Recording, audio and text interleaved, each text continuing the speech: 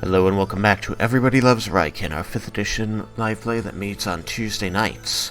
Last time we met the party, a lot of things happened to the party, a lot of things the party did. Kubriel got back into the magical Pokeball after making Raiken suffer a bit for his transgressions. But after that, the party was able to get together with Laramandus and finally contact other plane. They lined up their 5 questions and got some info about the devil they're trying to deal with, as well as narrowed down the actual monetary value of a human soul.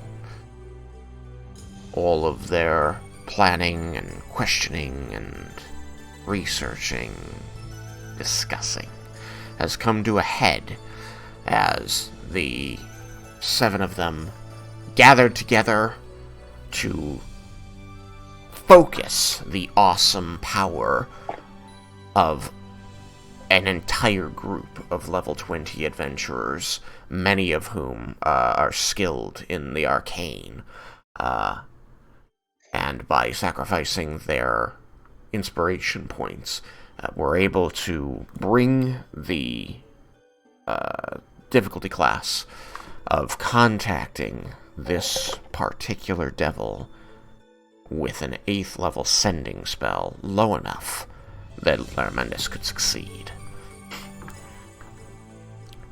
And upon succeeding, they were given instructions on how to bring the devil to them, as he was interested in making a deal. As they added their blood and incense to a pyre, the pentagram that they had drawn illuminated and brought forth from the hells this Orthon, this devil, known to their friend Roen as Zephyr, though apparently not the same Zephyr who has plagued Leah's life for the past several years. And as the party stood in the burning gaze of this large and foul-smelling creature, Gabrielle fulfilled her promise and bit him on the ass. The devil felt unthreatened by this, but entertained that this angel, whom he could sense, was trapped in a form other than her own, and now he is most interested in what these mortals have to say to him. So, as you all stand around here, Cyrus, back in his full dragon form, the Orthon, a devil of mottled red and ashen gray skin, seemingly pulled taut over a rotund form, thick clawed legs sinking into the soft ground of the garden, the acrid stink of sulfur permeating the air around him, and a heat that seems to rise from no flame you can see.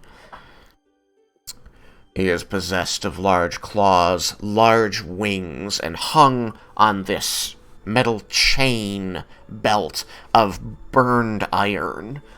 You can see that he bears a cudgel, a mace that is inscribed with infernal sigils that seem to pulse a soft orange. Atop his neck is a thick, blocky head racked with at least 4 horns that curl off around like sun rays. These are bone white to burnt black, and his eyes like little orange embers in the meaty, somewhat pustulant mass of his head twinkle down at you with this malicious mirth. as he says, "I am very interested in what you have to offer me and what it is you want. You have said that it is one of my mortal acquisitions. You have shown me a dragon, which is enticing, an angel, which is extremely funny." And his eyes will fall momentarily on Leah. He says, "A child. Pure.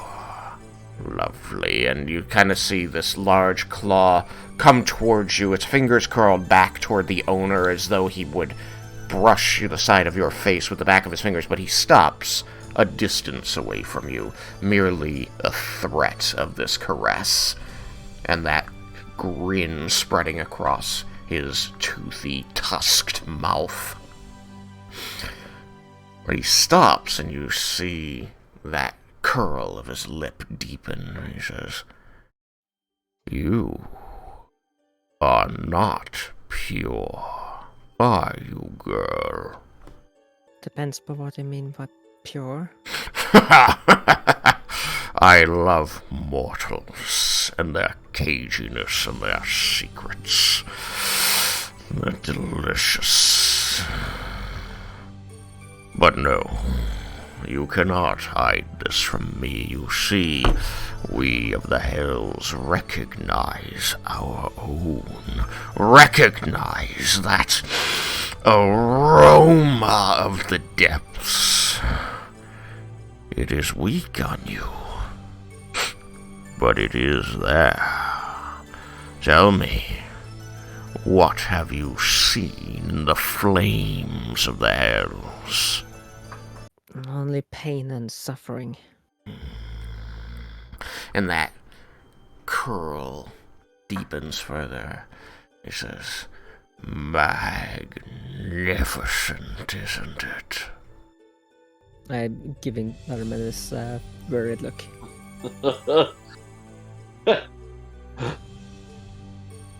Raiken is going to step next to Leah.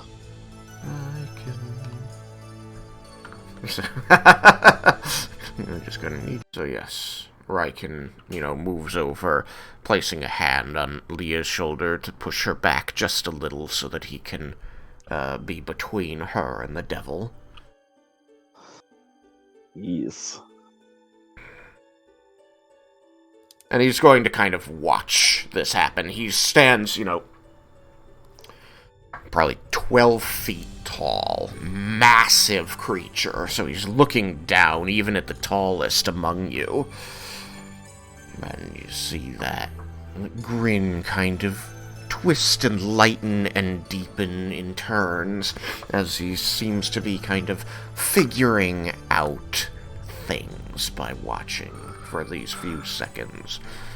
And he says, that twisted smile turning down into a grimace, and says, "You're the one who brought the angel." That is correct. Ooh. And he brings his large clawed hands back and spreads them over his chest, pulling the claws along his skin very sensually, as though he's feeling a tingle. He says, "Ooh, honesty. That's a rare treat. You've brought me so many offerings," he says, casting his eyes around the group. "Consider me sufficiently enticed. Let us begin the negotiation." And as he says this, he kind of spreads his clawed hands out to the sides, kind of showmanly, and that pentagram beneath him is going to go from kind of a normal flame orange to a blood red, and it's going to grow out away from him, kind of twisting unnaturally on the ground. You're going to see more infernal characters appearing, just sort of sizzling their way up through the earth until it encompasses all of you. Speak your desire, and this Zephyr of Hell will make an offer. Are we still telepathically bound? Yeah, I mean, remember. Oh yeah, we got the thing. It's like, who said we were gonna, or who was deciding to speak? We shouldn't all speak. I thought it was Laramendes. I thought it was Vendar. Vendar was taking point on negotiations. Oh yeah, because it's charisma. You're very charismatic with that hat of yours. Don't all of you speak at once, of course. Choose yourself a spokesman. So we're looking to acquire the soul of a certain drow in your possession. Goes by Roen. He's going to turn bodily towards you, leaning his head down to make eye contact.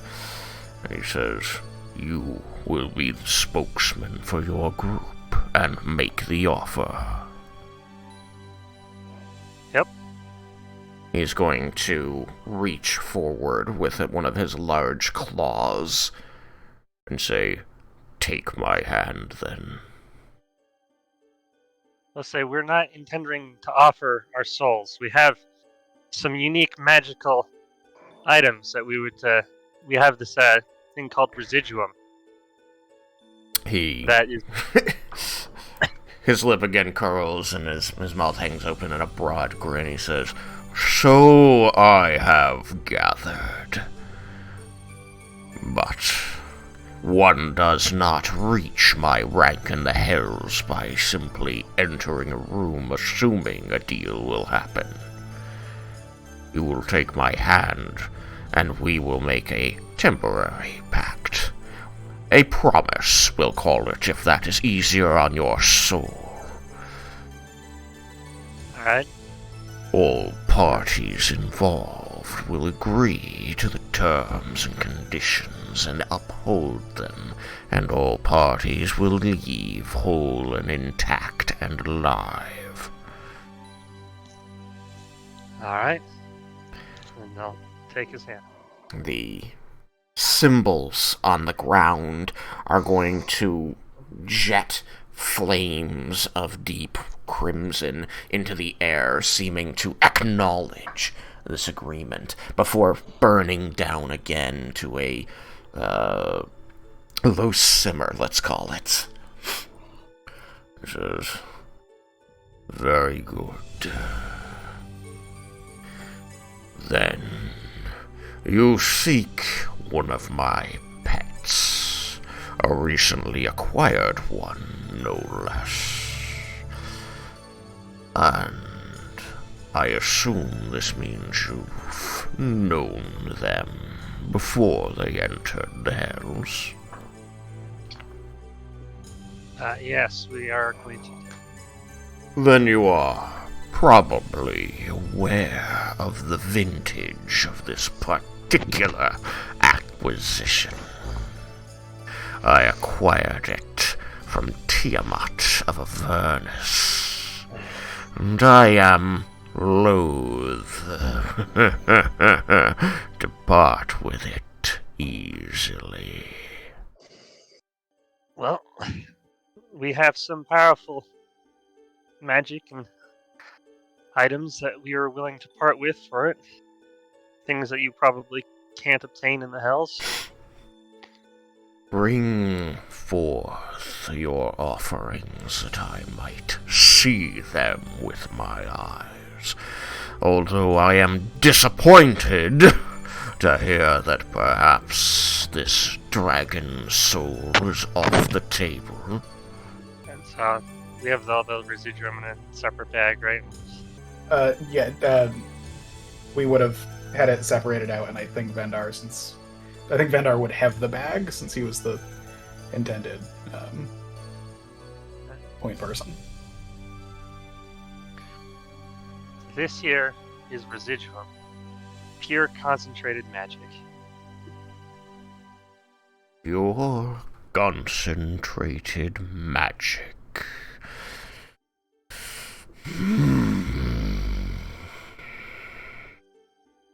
Interesting.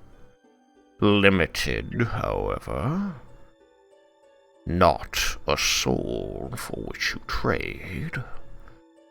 And you believe that I will make use of this to perform feats of arcane power.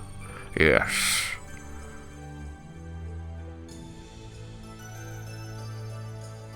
It is perhaps limited, but it's also more versatile. You can do pretty much anything with this. Anything? Like what? I can explain some of the things that we've done with it. You do so. He seems intrigued. You know, from time to time bringing his large clawed hand up to scratch his chin and nod as he listens to the spells you have cast and the feats that you have accomplished by channeling the sheer magnitude of power contained within the residuum.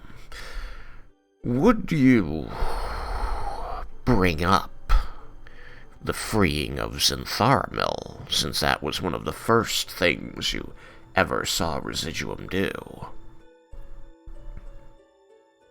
I guess I'd telepath to the party if that's something we want to bring up, especially Leah. If you don't mention his name, yes, just say like freeing. We freed the. Alright. Larmadus will say, it not only freed the spirit, it significantly empowered him. Okay. One of the most interesting things we've done is there was an archfey trapped, and we freed it and empowered it with this residuum.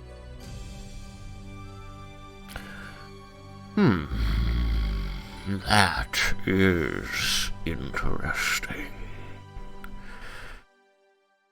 Simple application of power. Similar feats might be accomplished with a soul, but this is... Do you have the pouch with you? You are showing it?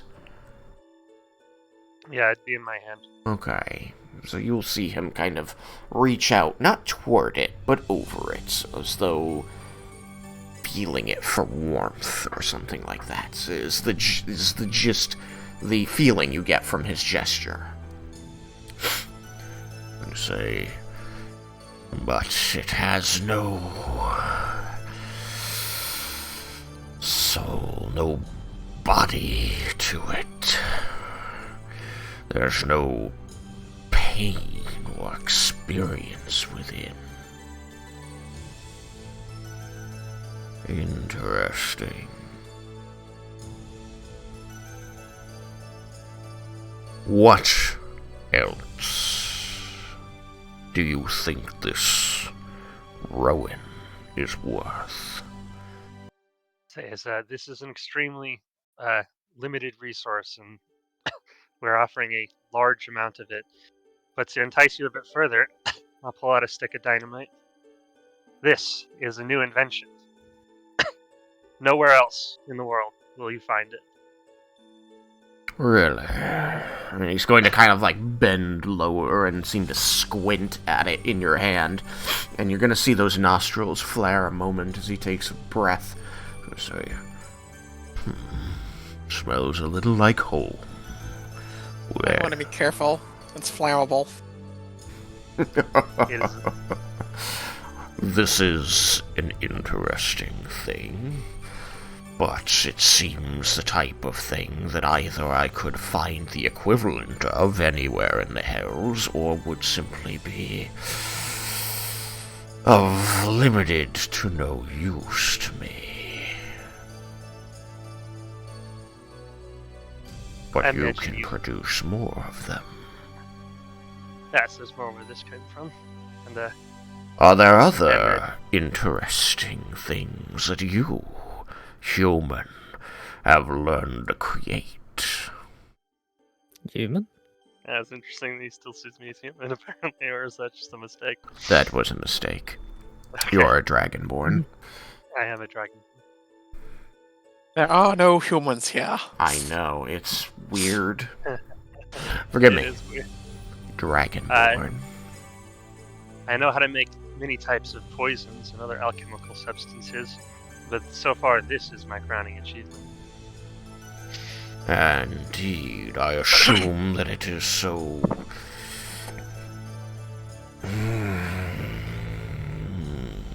interesting to you because others cannot do it.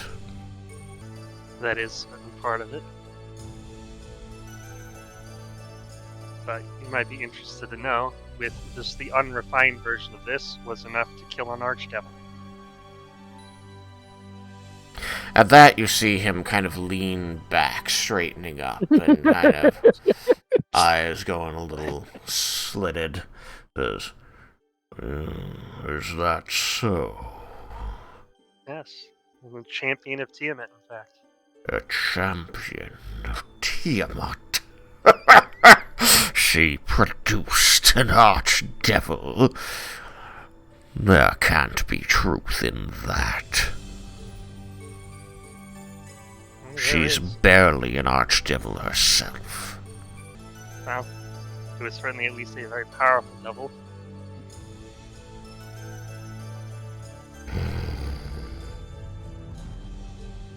I'll tell you what interests me in this little show you have. He's going to reach forward, a claw, and poke it at your chest, Vendar. You are interesting.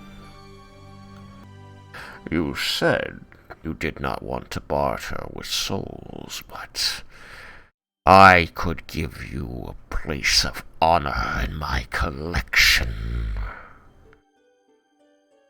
You and I could do a lot of interesting things to shape the hells, if what you say is true, Dragonborn. I'm not willing to part with my soul, but if You don't work have that- to give it to me now. You could take it when you're done with it. I'm a very reasonable devil. like I said, I'm willing to work with you, trade you technology, but not my soul, not even in death. But what good is this technology you could trade me if you could then turn around and trade it to another devil? There is the problem.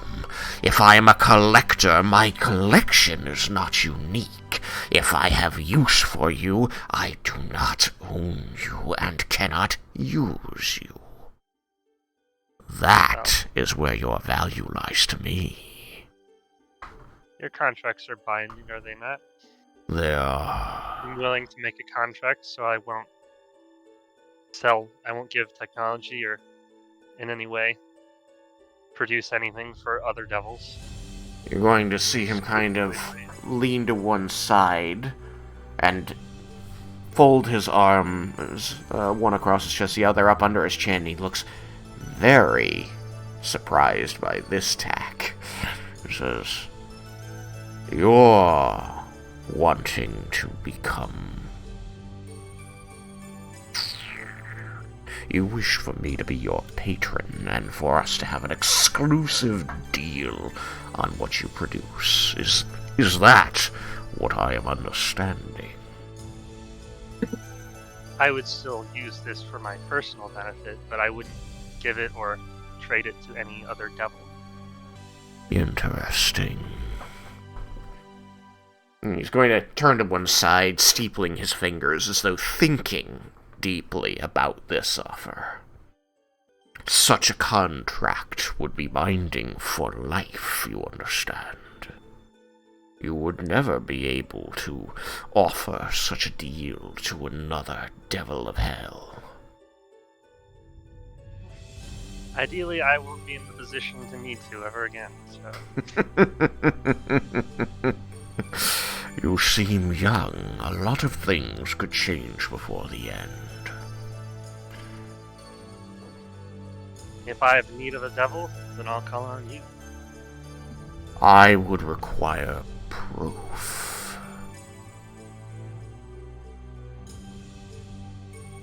And Yeah. what proof would be proven? A demonstration. You'd like to see the power of this? I would like to know that this thing, this bauble you have, can do what you say it does to a devil. There are a few I might like to point it at. You guys is gonna look around. It's like, do we have enough space in here? I forgot how big it was. Decently large. You could probably put it on the other side of the garden and not hurt yourself, so you might that's right. damage the structure. We're in the mansion. Indeed you Yeah, are. it'll be repaired next time we summon it anyway. He wouldn't have been able to enter the room at the inn because you guys private sanctumed it. Will you give me a demonstration then, Dragonborn? Absolutely. Wonderful. He's going to... Huh? Let's say, as soon as I see Vendar walking, I'm gonna walk in the opposite direction. Well, before anybody really gets to go very far from him, he says, wonderful, and he extends a hand out over your head, reaching past you, Vendar. And you're going to hear a crackling, hissing noise, and as you turn to look behind you, you're going to see that another summoning circle has split itself into the ground of the garden, and jets of flame and black, acrid smoke are spewing out of it. You place the dynamite, I'll light it. As the black cloud kind of rises up into the air and away from the ground, it will reveal a humanoid looking person, much like a tiefling with bat wings, stands there, tail coiling around behind them, wings kind of stretching and retracting. As they look around, this person spots the Orthon and raises a hand across their chest and bows graciously and says, "You summoned me, master."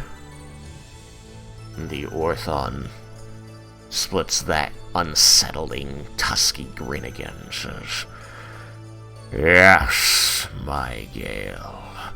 You're going to help this mortal impress me." And he's going to look back to you, Vendar, and say, "Here is your target. Show me what you can do." Alright. Everybody back up. How big is the actual explosion of this? I don't know. I actually know if I know. We're about to find out. For your dynamite, it's going to have a 20-foot radius.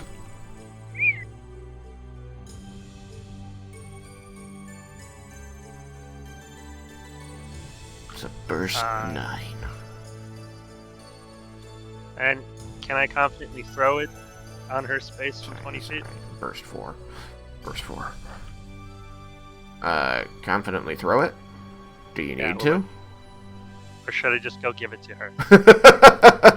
She seems to be standing there waiting to see what happens. And hold this. She looks to the Orthon, who, over your shoulder, nods, and she holds out a hand to take this object from you, which she then inspects very skeptically. Alright, and this, let me light it. Light the fuse, and I fucking run. Apparently, it's turned into a Looney Tunes cartoon. And, you know, she's as you run back together with the others and the Orthon sends her looking on expectantly, she's going to be standing there against the wall of the building, holding it up between two fingers, and says, "Look, Master, they gave me a birthday candle." And then it detonates.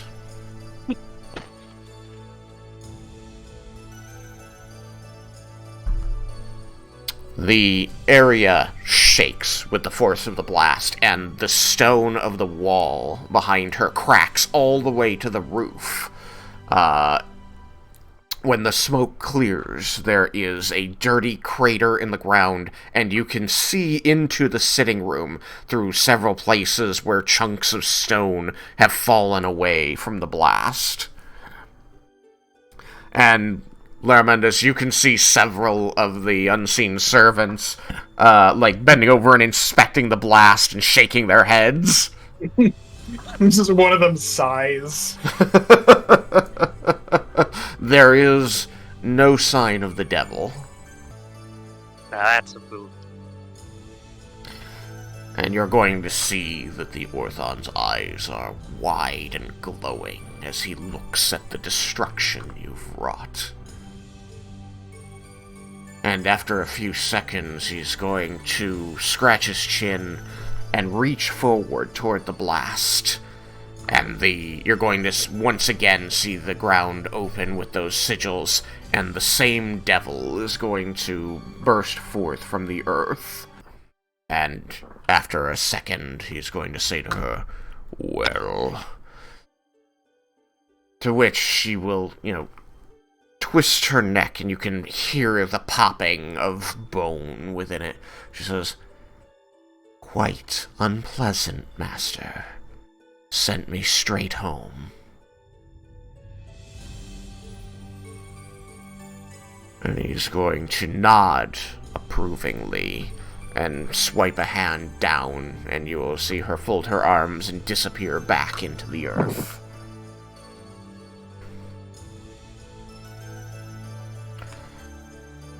He's going to stomp his way back over to the circle's center, where he began here. Going to say,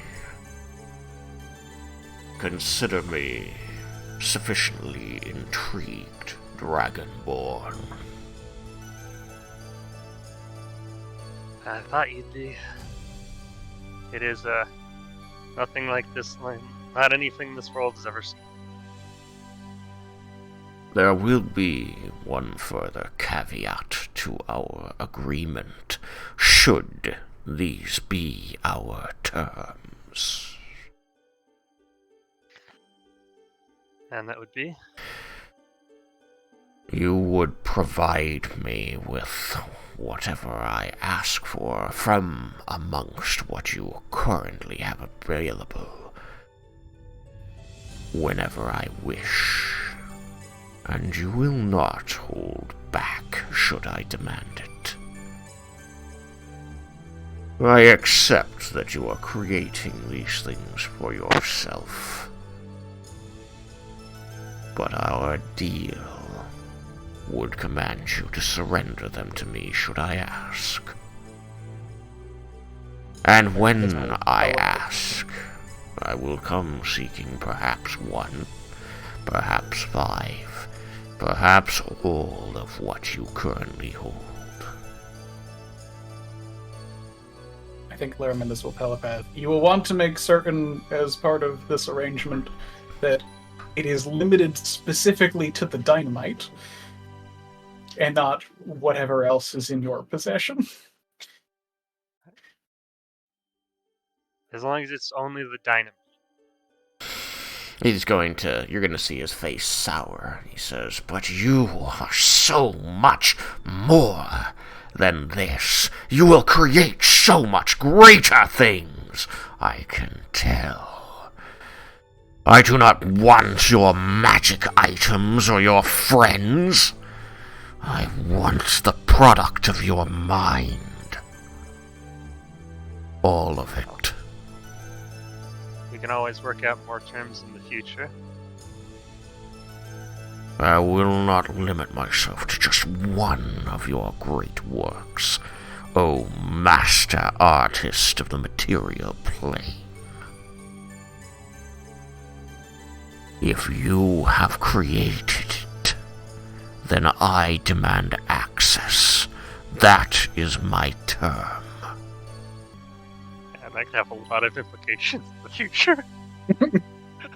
I want to telepath to you. Maybe you can say you can't do all of it, but maybe like you're not the next one, but you're following next great event or your next invention, or like offer them just like a future one.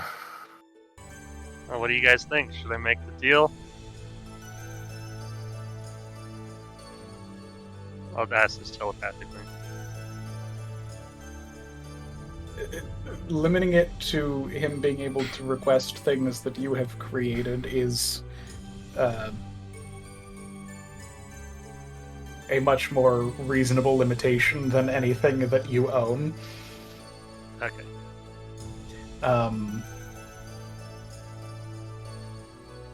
Can I make an intelligence check Yes? to see if I can... Remember that you I wanna need to see make if I your religion check for today. Okay. And you can also do the other, but like this, Yeah. since I'll we do the religion one first, just so that's out of the way. yeah. It's a 16 on die. Okay. Seeing this guy has jogged things that should not. That's a 30. Okay. You're like, oh shit, yeah, no, I did read a textbook on this. Uh-oh. Shit. But so the straight intelligence check. I wanted to roll there. That's an 18 on die. Fuck yeah. Okay, die is happy today. Nice. It's a different die. Mm. I usually roll a different one every time I roll, and I just cycle through them. Unless one of them is being evil, in which case that one gets taken out of rotation. It's true. Gotta get you a dice so jail. straight intelligence would be a 23.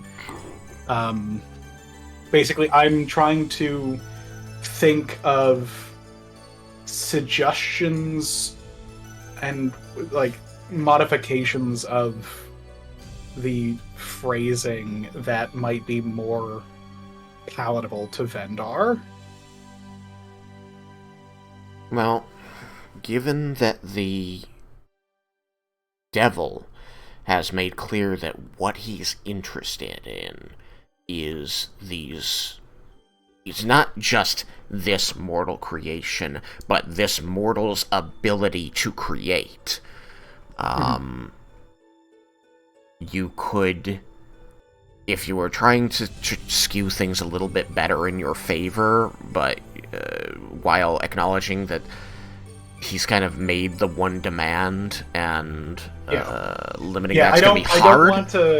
I don't want to like completely try something different, because that would be like very disrespectful and thus like fuck you kind of thing.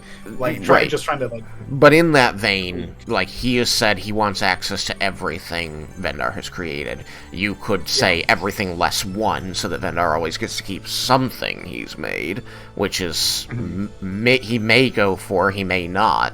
It still gives him access to everything so long as there is a duplicate. You know, he might not go for that, because what if you only create one of something? He still wouldn't be able to take it. And that's clearly what he wants out of this deal. But it would check any magic of the magic items he's made as part of that crafting process, since there's only one of each. You could offer other So even though he hasn't restated the terms of the deal, he's been working on what he wants from you. All you've stated to him is that you want Rowan's soul and body. You could push for more, because you're getting, this one thing, a powerful thing, sure, but he's getting access to you forever. Yeah. You could push for some kind of guarantee. Let's phrase it this way. With your intelligence score, you know that there is a mutually beneficial caveat you can ask for, which is protection. Like, he wants you to produce more things, and that's easier if you're not dead.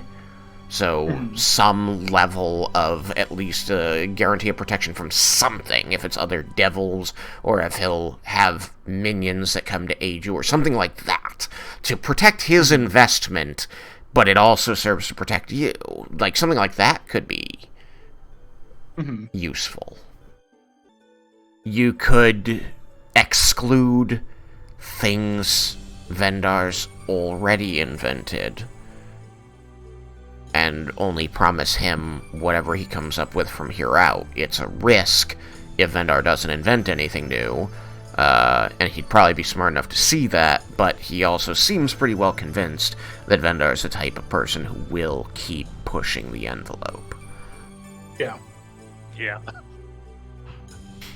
So, these are some ideas, I think, that fall in line with your role. If there's something different you wanted to, if I have failed to answer your question, help me.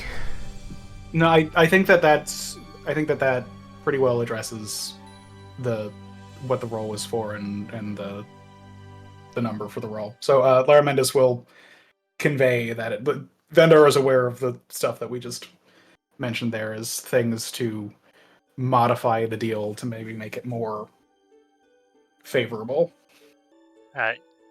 You'll have free access to my inventions, but we're going to require a little bit more for us, because this is going to be for my entire life. So if we're going to do that, then I think we want to make this get some protection, something more from. God, I'm tripping over all my words right now. All right, so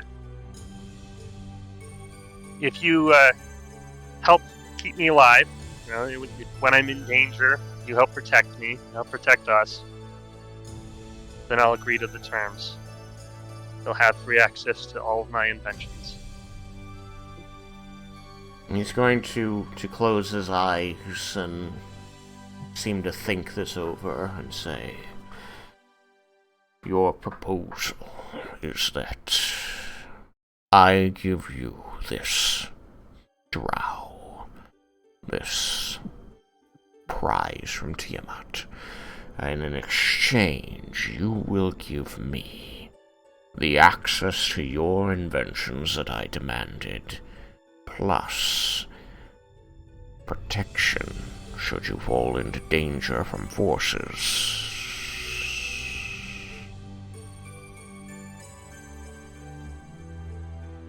outside of my control." Yes. I see. I protect your life, Dragonborn. You give me inventions. Very well. I can agree to that, and he's going to raise one of his large clawed hands and snap two of his fingers together. It makes this spark as the nails grind against one another, and the flame that is produced seems to grow in his palm into a rectangle and turn into a very official-looking document, scrawled completely from head to tail in infernal characters. Wait, I can't read in front. Vendar. I'm saying in Telepekwan, Vendar. I didn't hear Rowan's soul in that last statement. Embody. That was the first thing you said, wasn't I heard your inventions for protection. That's all I heard. Pretty sure he started with Rowan's soul and He body. Did I? He did. Oh, he did? Yes. Okay, I thought I didn't quite hear it. I mean, a fair catch of, you know, like, to be talking about all the things you're saying and be like, okay, so this for this, yes, and get them to agree before really thinking anything through. A fair ploy. Might be good to have someone read I would that like someone to read contract. the contract, because I can't read it. So I would ask for who all can read Infernal? Is it just Leah? I can read everything. Of course, naturally, I would like to read through the contract and make sure it's all everything good before we do it. So we can have my good friend Leah here read the contract out for me before I sign it. He is going to turn to Leah and say, "Touched by the hells and now a contract lawyer. Perhaps I should keep my eye on you too, girl. Who touched you? Perhaps I know them." Perhaps. I only knew them by Zephyr, and that is apparently our title. So. Of course. Well, there are plenty of Zephyrs in the hells. Do you know of one that happened to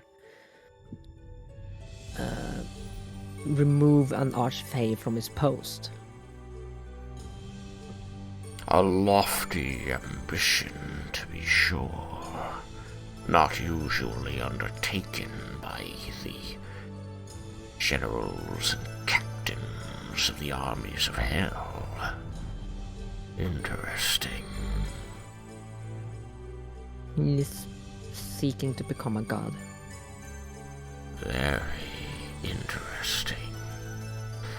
He's going to, wave his hand, and the contract, this, parchment, this stack of parchment, is going to float down to you, such that you can reach up and take it out of the air. And he's going to take on a very, thoughtful expression as he seems to ignore your existence, for the next few minutes. Yeah, I'm reading it. Alright. And I'm projecting what I'm reading through the telepathic bond. That's a good idea. You are able to translate this into thought so the others can understand it. As you read down, it is incredibly verbose and very jargony, full of words that Leah probably doesn't know the full meaning of. And so, there's a little tripping and pausing here and there as you struggle to translate the meaning, into your native tongue of Common, and then get those thoughts onto the bond. It seems that the first page is very boilerplate, meaning it's a standard write-up that seems to address who it's about, the fact that they're entering into a binding agreement, and where that agreement is being made. It seems to be aware that this is some place other than the material plane. Referring to it as Pocket Dimension 694.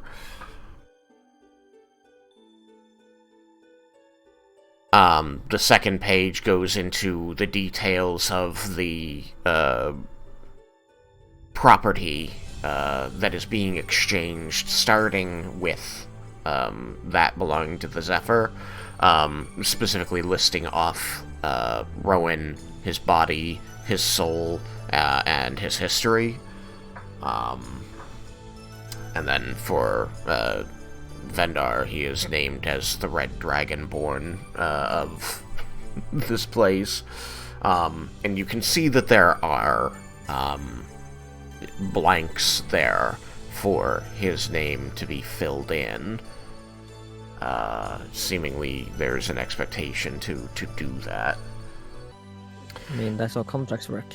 It is. I will have all of you roll an intelligence check. You can use either Arcana or History. And please enter the results into the chat. I'm gonna have to do some math. So, the lot of you together, having beaten the DC of 20, you are going to catch that there is verbiage here that states that this protection that is promised is it basically says that the Zephyr is required to send aid should Vendar's life become endangered. It does not specify that form, but it does specify that the Zephyr himself is under no obligation to endanger himself to protect Vendar. So it is unlikely that he would come himself to do it. Mm-hmm. That was my assumption for what would happen there. Yeah, I agree. He's got lots of thralls he'd send.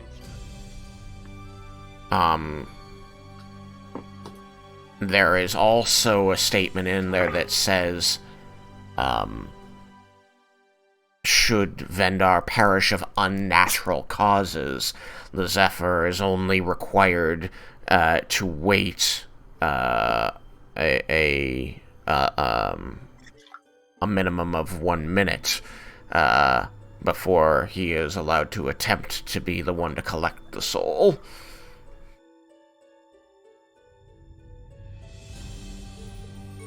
That might need. Yeah, that might have to be fixed. Yeah, let's see if we can make it. No, you can't have my soul.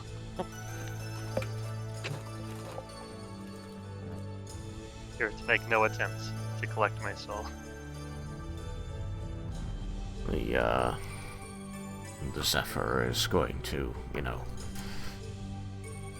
come back to this place as he was deep in thought as you state this. He says, "What? That is an entirely fair and very generous offer that I put in there as a protection for any who do not exchange their soul to me directly. I don't have a claim on it, but should the Raven Queen or any other entity take overly long to stake theirs, you should be glad that I am so interested in protecting you after your death." Let's at least increase that to like a day.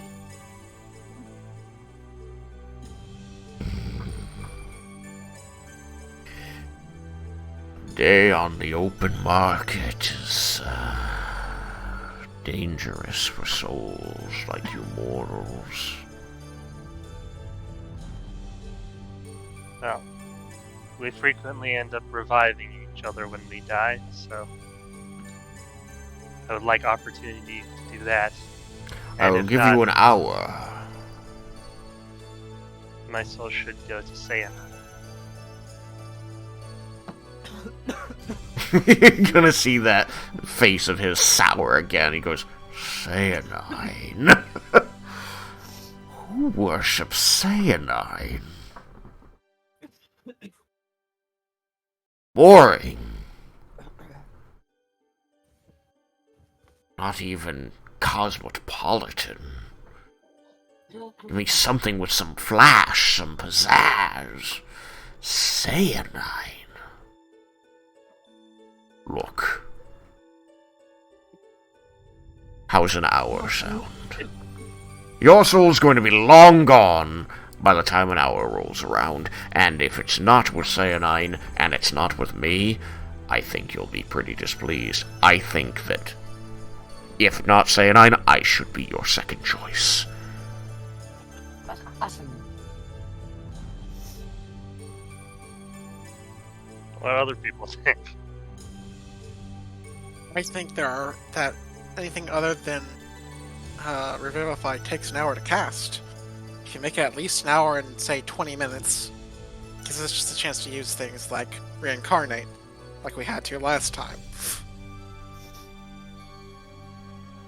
Make it an hour and a half. I mean, to be fair, like the idea, it would be if something prevents your soul from going to Sayanine, because once it's with Sayanine, then other resurrection magic is on the table per your soul's Oh, so it's consent. I think is that my understanding of what the actual terms. It's like if something prevents his soul from being moved on to an afterlife of his choosing, or his.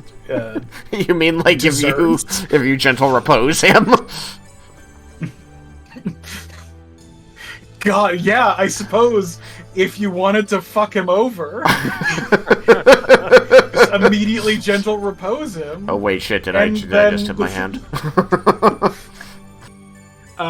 With my 30 religion. How standard do I feel that is? How standard do you feel it is to cast gentle repose, or that? This clause of the contract he's trying to slip in there. Well, he's telling you it's standard. You know not to trust the things that he said, but with a 30 in religion,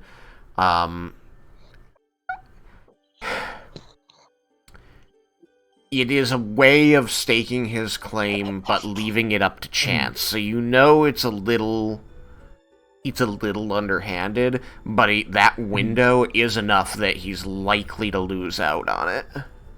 Mm-hmm.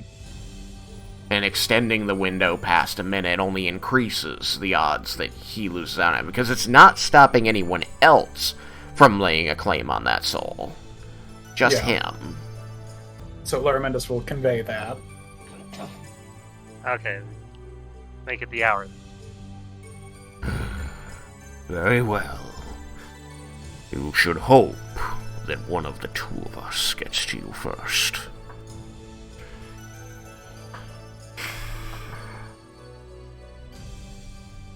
He will wave his hand, and Leah, you will see the words in that section of the contract are going to alter, and it's going to change from 1 minute to 1 hour. I think Laramendus will telepath. Vendar, you need to make certain that nobody gentle reposes you before the minute is up of Revivify. You cannot allow somebody to gentle repose you in order to be able to cast Revivify. You need to allow them to cast a better resurrection spell. Okay, so never let someone gentle repose me. They can after your soul has left your body. Okay, so if I'm alive, no gentle repose. If you are too recently deceased. I think it's the minute.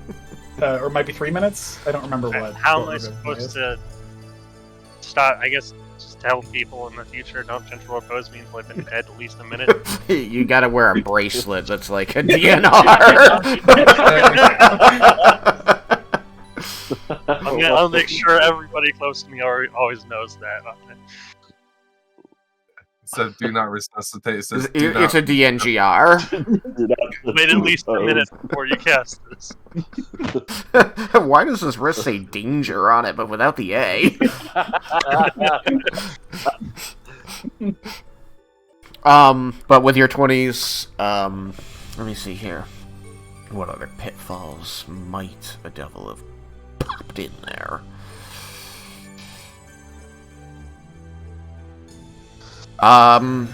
With your 20s, you will notice that the verbiage is only about Vendar's person and soul.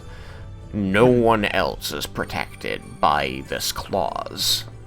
No one else's soul is at risk, at least in this way, but if the party gets into a fight and somebody other than Vendar seems about to expire, the devil is under no obligation to intervene.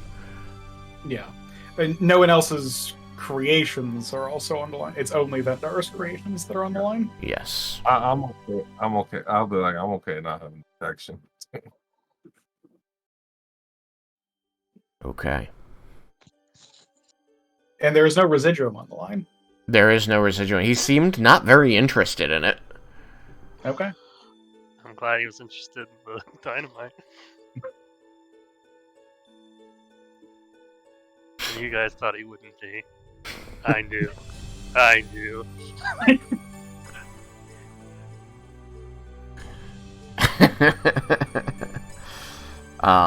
So Leah, you read through the contract. It's windy, it's hard, it's infernal. The whole thing seems to be on fire the whole time you're holding it, but it doesn't burn you. It's uncomfortable. And it's kind of all about, like, Vendar giving himself away piece by piece to a devil. What does it say about his inventions? What it says about his inventions is that anything he produces, anything that he's come up with, anything that he makes, this devil is entitled to take at any time, with or without warning. Anything he has made. Yes. Well, no.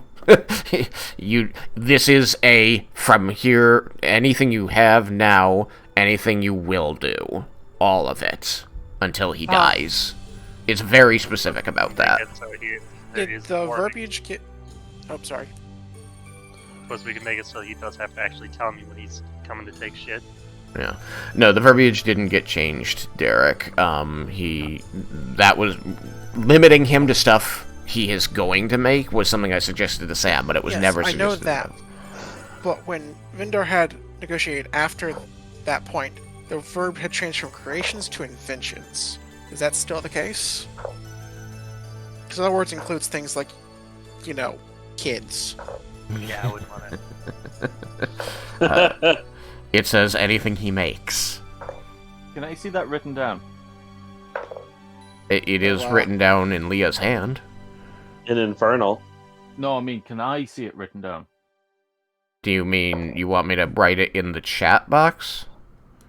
Is there a written version, or is it just... No, Yeah, I'm kind of...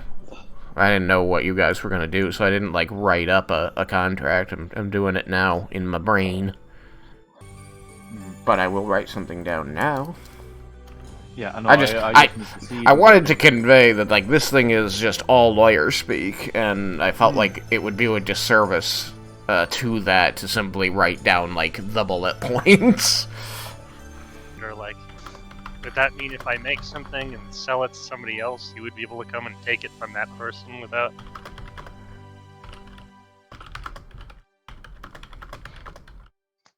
What? If I create something like a gun, and I sell that to somebody else, would he be able to come and take it from that person? He would not be able to take it from someone other than you. Alright, so as soon as it was no longer in my possession, he wouldn't... Yes, that's correct. He can only take Sounds it from good. you. You can't... No, my reasoning is there a way to differentiate between things that Vendar invents and things that Vendar invents with the assistance of someone else? I don't think so, because that would... Because Vendar and Jebel worked on something. It's still Vendar's enough for him to take it. Yeah. Anything Vendar had a hand in that Vendar has current control of. If it's in his bag, he can take it. If it's in Vendar's house, he can take it. If it's in Vendar's country, as long as it's not in the control of another person, he can take it. And then I'm going to suggest we have a look at that segment too. I don't want my stuff being taken. Well, I imagine if it's in the control of you, then he can't take it, even if... But if we both made it and I have some of it, then he can take it. Yeah, but even still.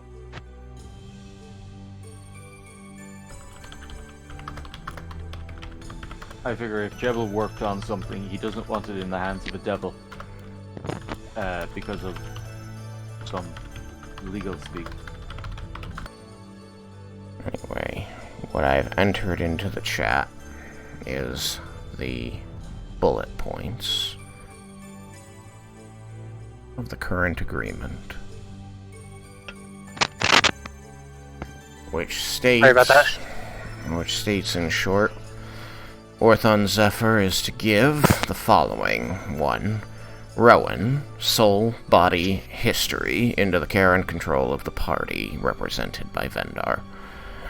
And protection. If Vendar's life is in imminent danger of ending unnaturally, Orthon Zephyr is required to dispatch aid in an unspecified form to attempt to prevent that end.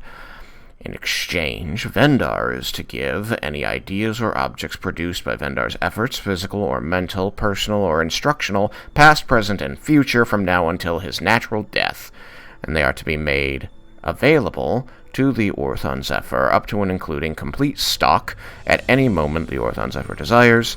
There is no requirement for the Orthon Zephyr to announce his interest or arrival. I could just imagine his head popping out of a home, be like, I'll take that. It's not unreasonable. My greatest invention. I'll take that. Yoink. Yeah. Hope you made two, because I want both. We may need to be careful about keeping Vendar around the army until this is dealt with. I don't think he'll do much for our trust issues if a devil comes calling. Aren't you supposed to train the army? Or you could put in the, or I'll say telepathically, you put in clause that he has to come in a presentable form of a human or something. It's not a bad idea. With your 20, your collective 21, you do notice that, in as far as Roen is concerned, you're being given his soul, body, and history, which is an interesting phrasing, but does seem to not specify any contract that you imagine or have imagined that he is under. Should make sure that any contract is either in our possession or destroyed. I suppose I will specify that. Does this include his contract? As you look up at the Orthon Zephyr, he's going to crack that tusky grin and say, "It wouldn't be worth contracting with you if you hadn't caught that, I suppose." And he's going to wave his hand somewhat dismissively again, and Leah, you will see as there's another word added there that seems to translate to contract. And I would like, when you do come calling, for you to at least be disguised as some sort of mortal being.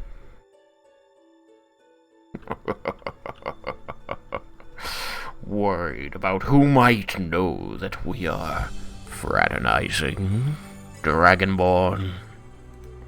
That's not a great look, and I do have appearances to maintain.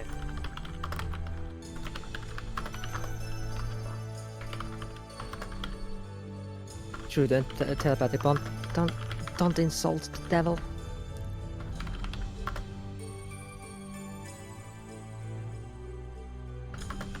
I think he knows that it's not generally a good look for a giant, for a devil to come on. Most people are afraid of devils. Are there any other changes you wish to make to the agreement? I agree to the ones you've proposed. And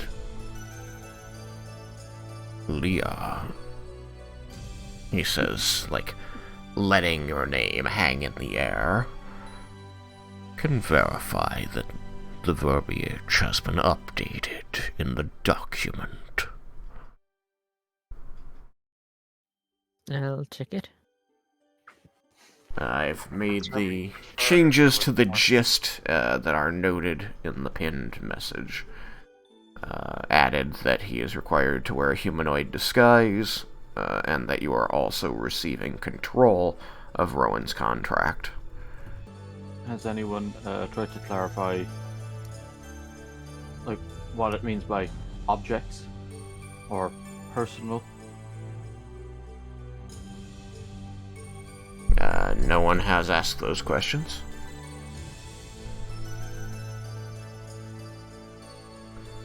So any ideas produced by vendors' efforts is no one's thinking of Raiken selling his story to the Fae. Like, can the devils take your memories the same way the Fae can? Possibly. What do you mean I sold my stories to the Fae? To be fair, he didn't sell his stories; he just gave them away. I don't remember That giving is anything a away. good point. Yeah, you wouldn't. What's that supposed to be?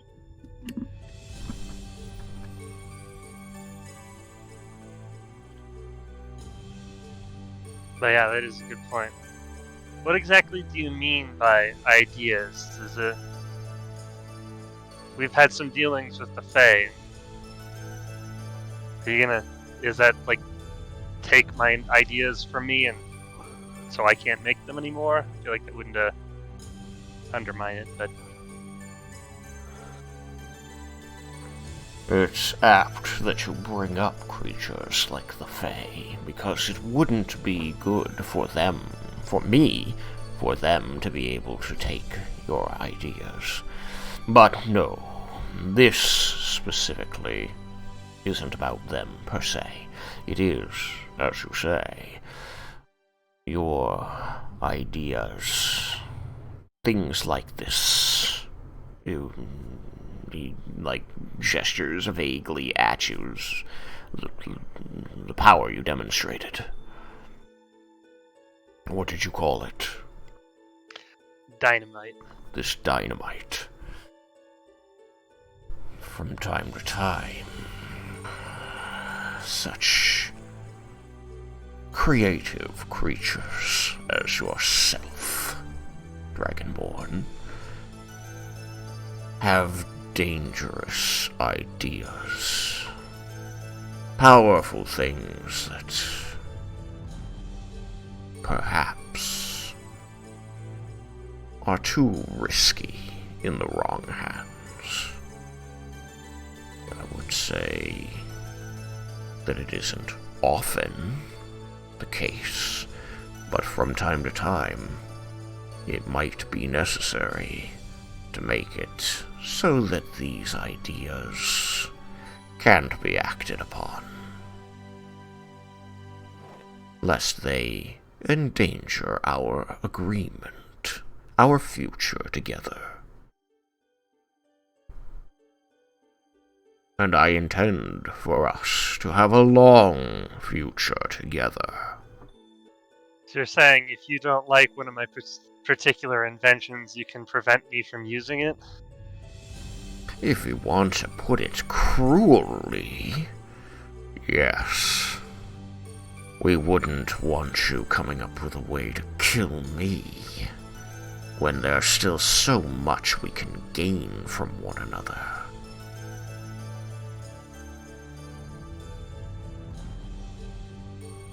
I can be quite the muse if you give me a chance, Dragonborn.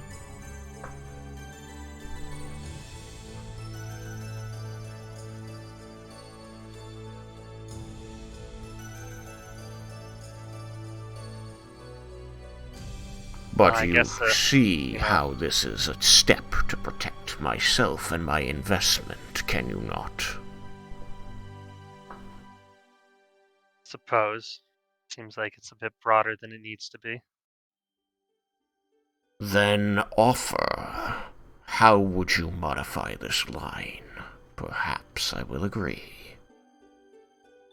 What if instead of my ideas, we add a clause that makes it so I can't hurt you? Or direct anybody to hurt you? It still leaves open that someone else could come away with one of your inventions and the idea of their own to use it against me, which is dangerous.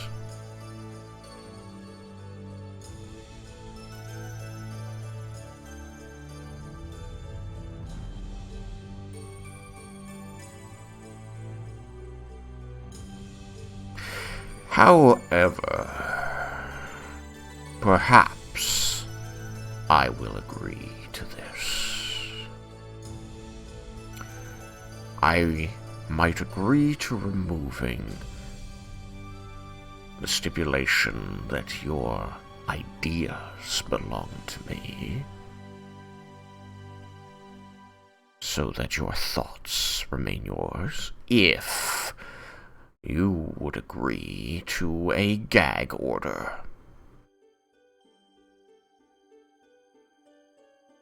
So that if you don't, you can make me not talk about it to others. That is more palatable. You would be unable to discuss our relationship or our meeting at any time the rest of your days with anyone other than me or those that work for me.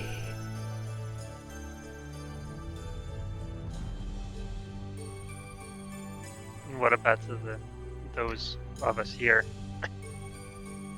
I'm glad you ask, because while they are not necessarily part of our deal, and have themselves agreed to nothing, they are still a liability. I would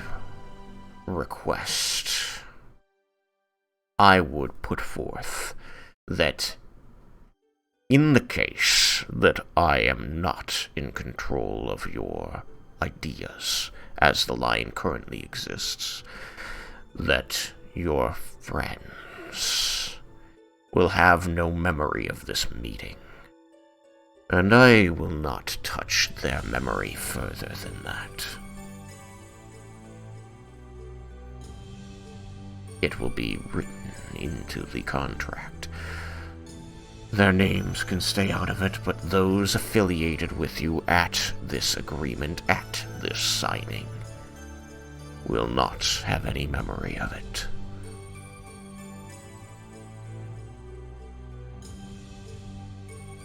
Dare you speak for them and their memories, Dragonborn? Are you guys okay with that? I'm going to point to Raiken and say, I think we should remember that it took place if we don't actually remember the contents of the meeting.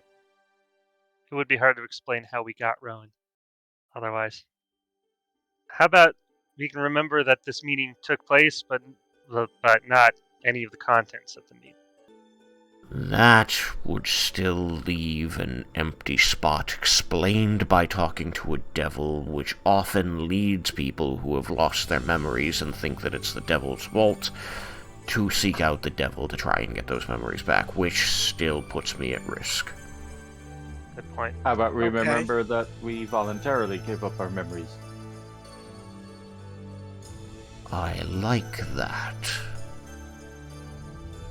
You know that there was an event that returned your friend to you, and that your memory of it was the price that you agreed to.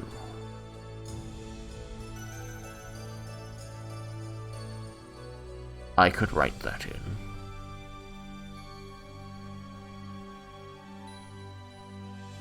Is that what you want, Dragonborn? Yeah, I'll agree to that stipulation. Ooh, speaking for the rest of them, I like your chutzpah. Didn't even ask anyone else. I would watch out, Dragonborn. You're going to make a fine devil someday. I assume if anybody else had an issue, they would have talked. They would have spoke up on the pond, right?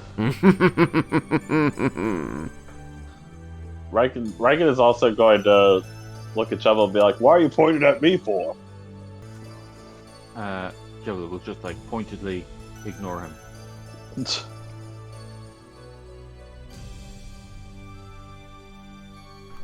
Poor Raiken.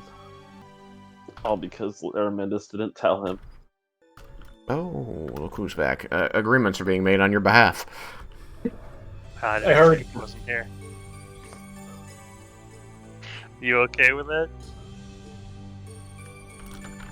I think Laramendus is fine with losing knowledge of the contents of this meeting, other than that a deal was made with the devil, and part of the price was a voluntary part of the price was not remembering the deal, as long as part of that memory is knowing that that is the only part of the deal that binds Laramendus.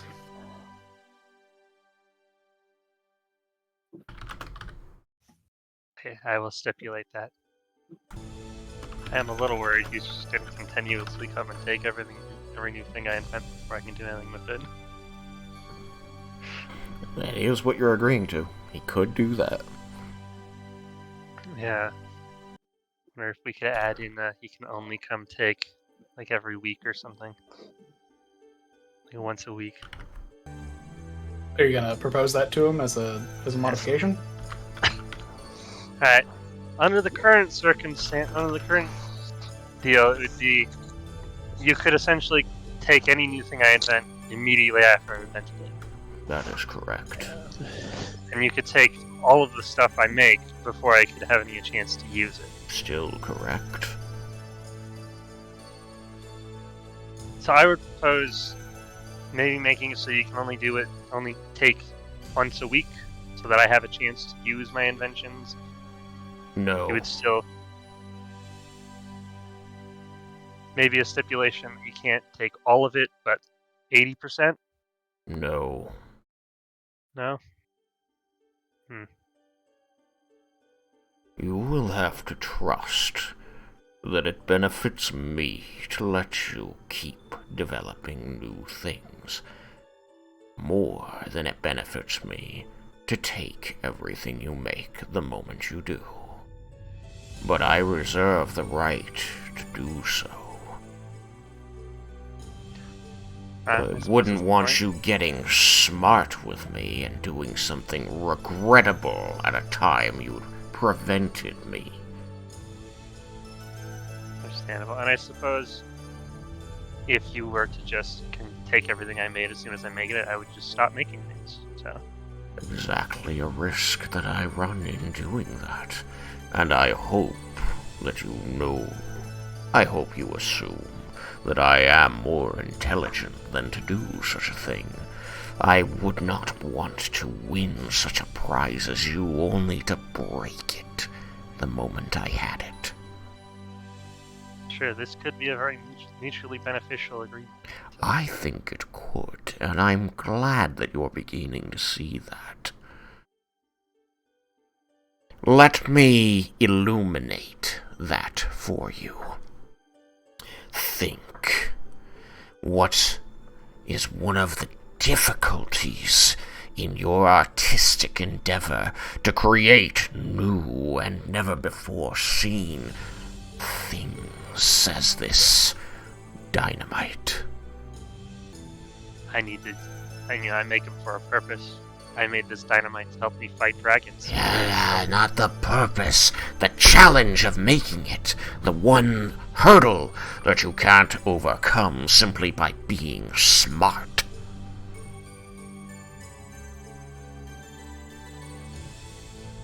I'm not sure. Materials.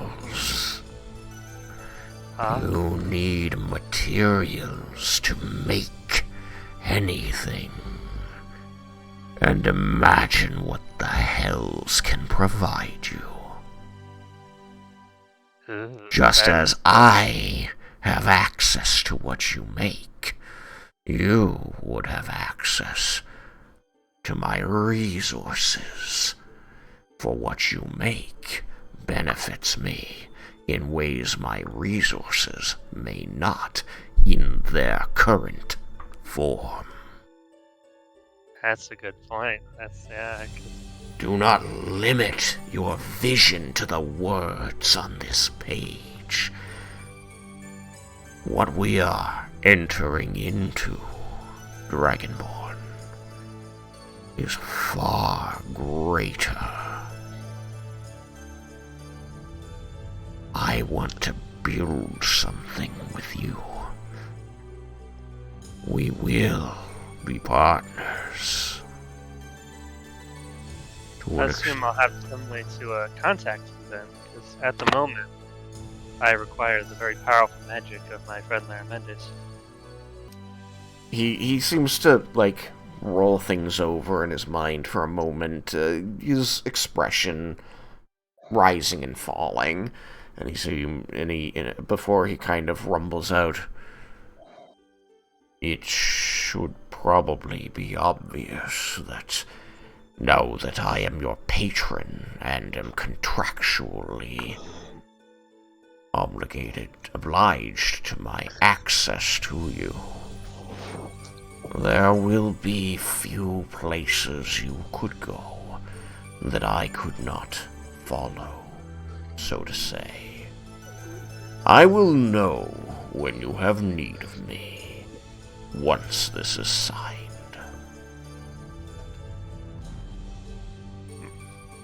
I've never been in a contract with the devil before, so that's good to know.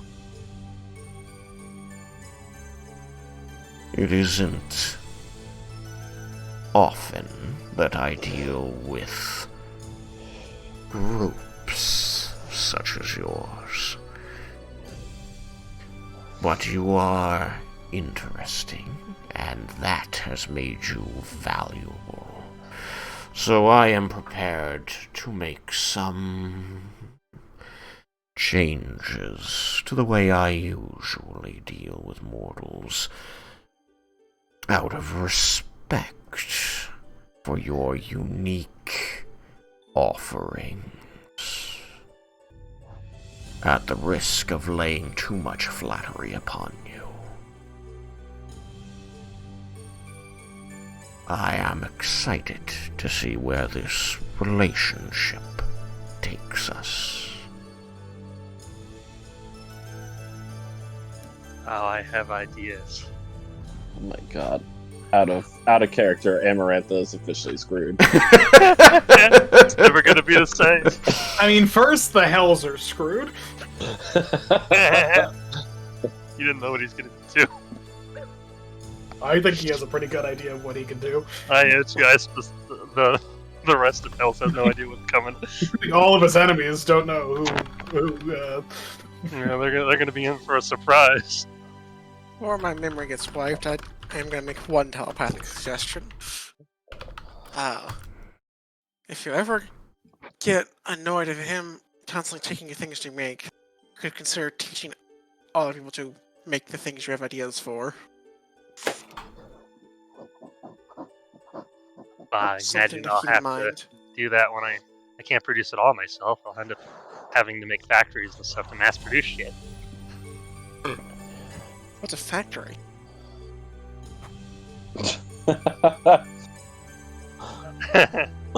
It's an idea I have. Oh, it is now. Nah, the ideas are mine. It's not until I Oh, make no. them what it is. And then there's another reason there's sweatshops in hell. It was already pretty sweaty down there. Yeah, I mean, they already use place for everything. Alright, so I've been updating the pinned message with your caveats and addendums. I want to know if Vendar has read over my changes, and if he's agreeing to it or suggesting any further alterations. Does anybody else have any suggestions?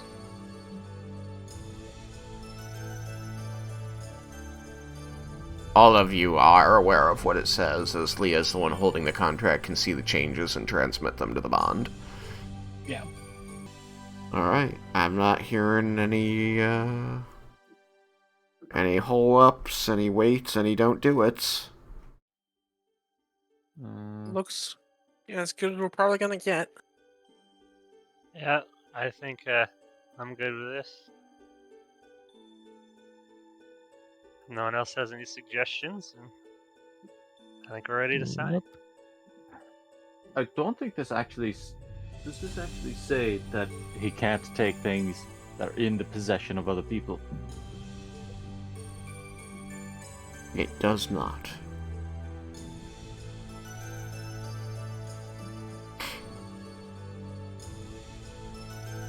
It does not. But when I asked him about it, he said that no, he couldn't.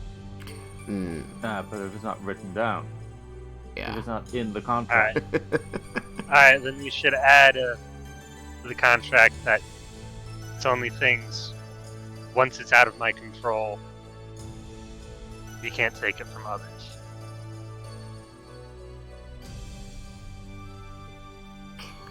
Wouldn't do good if I was selling things and you went and then took the things from the people I sold them to.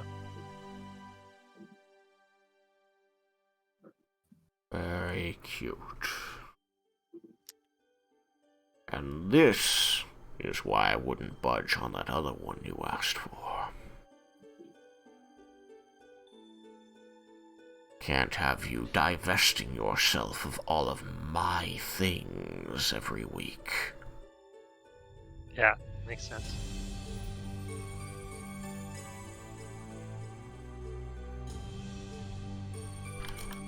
So there's I've got it in the so-and-so gives, and then after that it's, addendums that are kind of more general. They might refer back to something specific, but I've still got them separated. Just in the interest of being as fair as possible for the fact that having to write all this down instead of just the talking about it is annoying. Is it intentionally left out of the contract about the hour after the death thing? Fair enough. Laramentis is not going to say anything. This is Sam to the voice in the sky. It was not intentionally left out. It was just not what I was thinking about when I was writing this. I think that would go under Vendar gives. Vendar gives second right of refusal.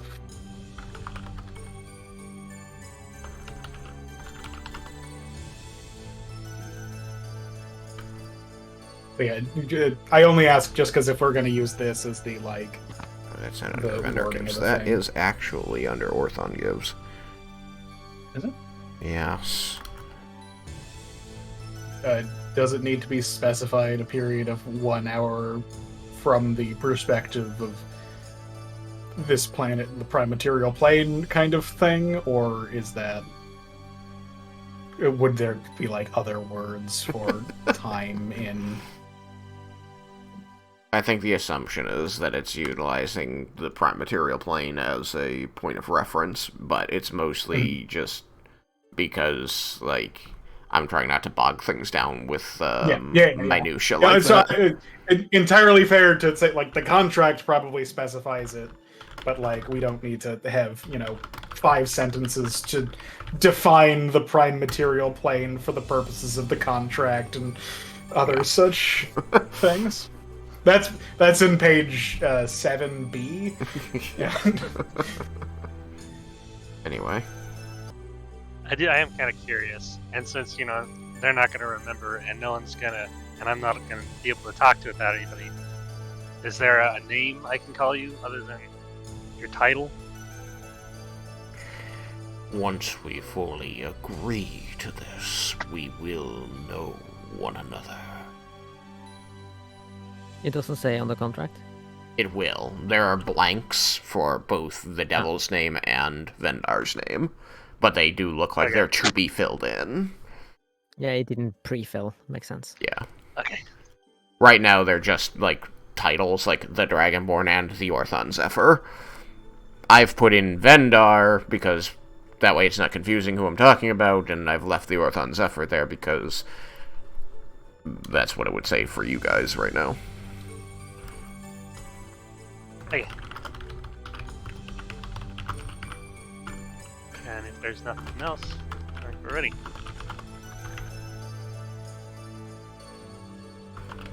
Sure hope we thought of everything. I'm excited about what this could. He's got so many ideas.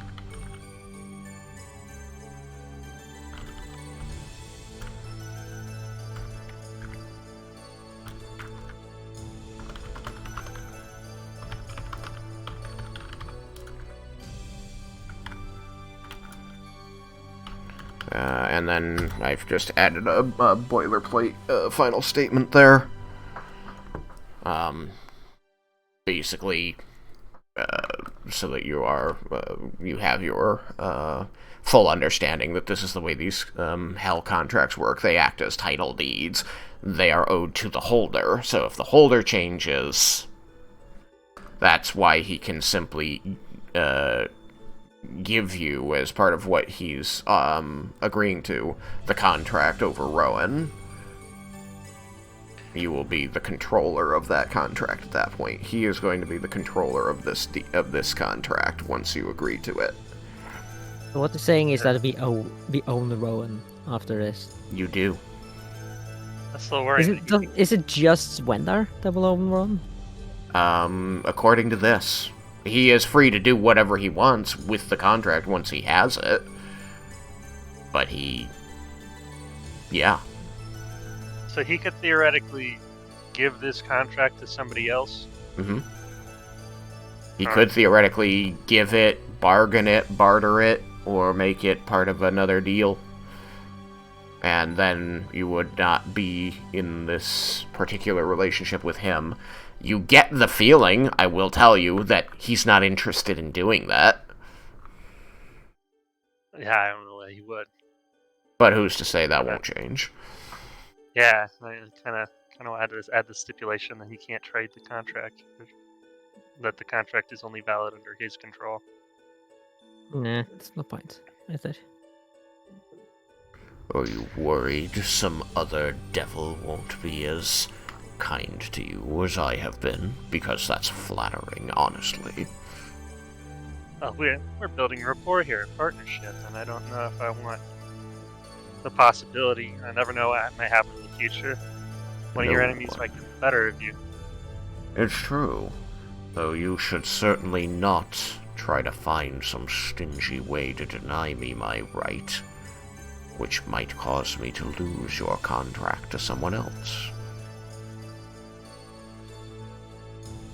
Think of it as incentive to work with me.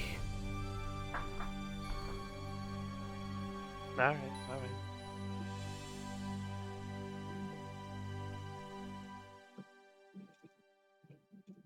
Like I said, I would like to build something with you.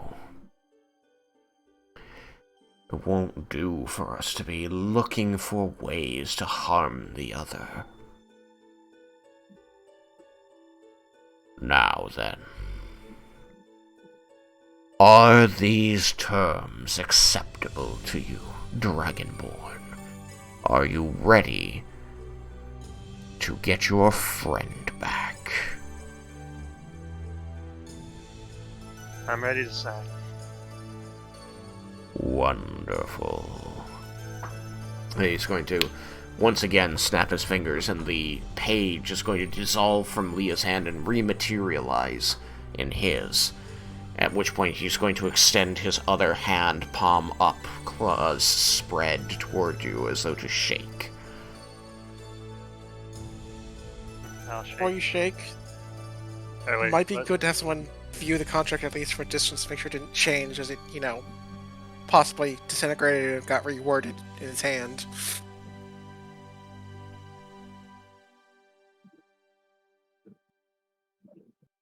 I don't think he'd do that. I don't think it was just. I don't know. I feel like that kind of undermining is kind of against what he's been saying and shit. But he's a devil. I don't know. Could Leah try to read it while he's holding it? I feel like he probably isn't visible anymore. The deal? The contract Yeah, like, is... we What? agreed on this contract. Like, this is the contract we agreed upon. So, like, Derek suggested that maybe he could have altered it, and we just took the contract back. But With the... What was it? 35 in religion? It was a 30 in religion for devil stuff. It was a 35 arcana for the contract. Yeah. But Laramundus, you're very confident that he wouldn't do that. yeah, Like, Yeah. any pitfalls, any way he's going to fuck you over with this contract was written in plain view for you to see and miss on your own. yeah. okay, then yeah, I'll take his hand. Shake. You reach up and take his hand. He wraps that large claw around your red-scaled hand, and there is a crack of thunder. The whole place seems to shake for a moment, and everything seems to dim out as though an eclipse has taken place, and all you can see is the blood-red diagram on the ground and the burning embers of his eyes, the contract in his offhand, and a strange greenish light emanating from between your two clasped hands. And in this moment, Vendar, you alone can see that your name and the devil's name fill in, and you are able to read and understand them on the page that he's holding up, the front sheet, the boiler sheet, which lists who is entering into the agreement.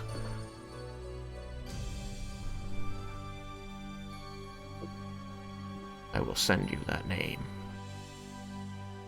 And I can never speak it out.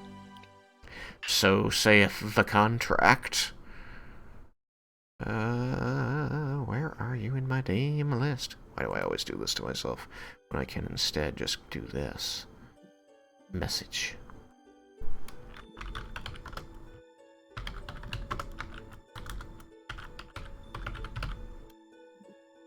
Yeah, alright.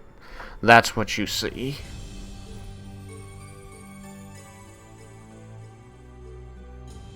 Okay.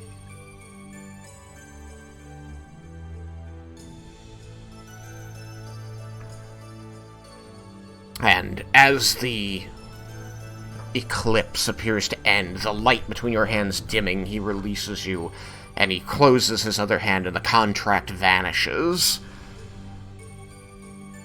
And then he opens his two hands together, and a new contract forms between them, and as it does so, another summoning circle appears on the ground next to him, much like the one that summoned the devil you blew up with the dynamite, only this time the figure that crawls out of it is Roen.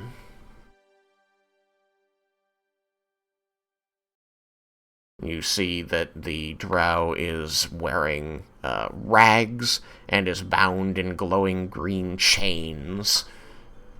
He is bent over on his hands and knees and hacking in the black smoke that is rising away from where he was summoned. He looks... You can see that there are scars on his flesh that you did not recognize, but you can see as he looks around, you recognize his pale eyes. His white hair has grown longer than it had been when you knew him. You're not sure. It seems longer even than expected, so perhaps time passes strangely wherever he was in the Hells. And he looks frightened and cowed. And as he, comes out, he's looking around, wide-eyed and shifty, like he looks like a cornered, scared animal here, especially as he sees that he is next to the Orthon. But he finds you, the party, one at a time, making contact, and just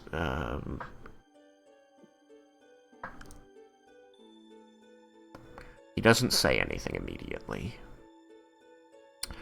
But the Orthon, seems to grin down at him at a moment before turning back to you, Vendar, and extending his hand, with the parchment of the contract floating above it, and says, "And with that, our deal is done, Vendar.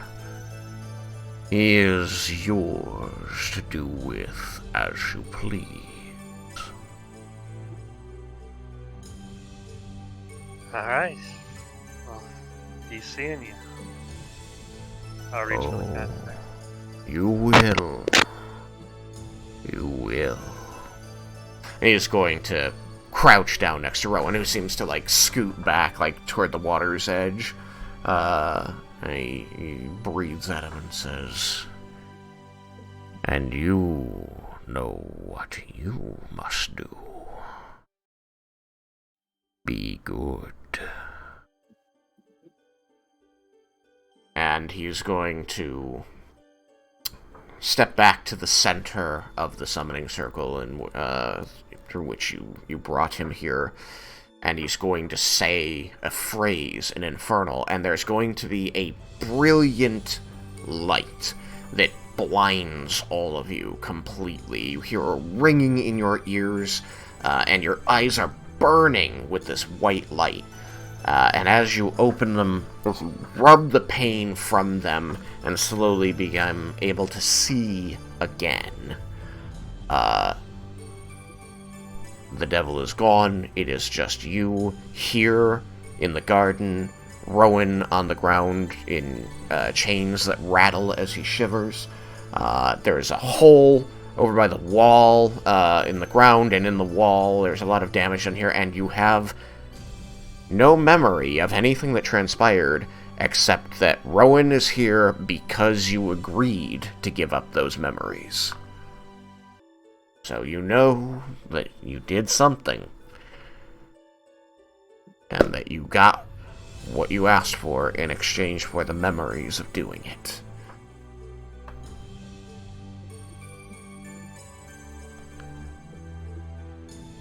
Vendar, you are holding this flame-edged contract written up in Infernal, and you can see the ghostly image of chains extending from your hand to Roen. You know, implicitly, that you can command him, that you can pull those chains and force his movement. What will you do?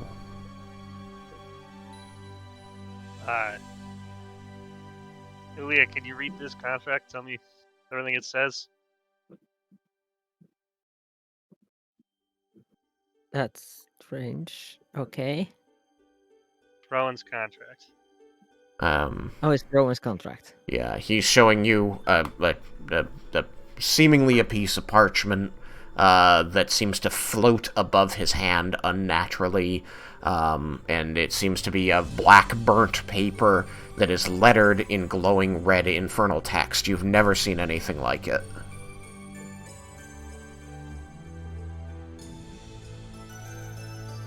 But because of Eyes of the Runekeeper, you can read that this top page that you're looking at indicates that this is an agreement, a contractual agreement entered into by two parties, Vendar and Roen.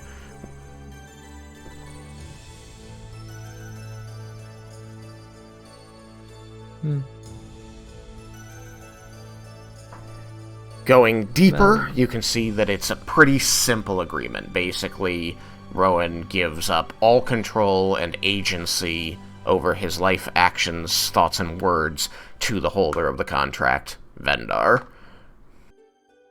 And upon his death, Vendar is able to immediately claim his soul.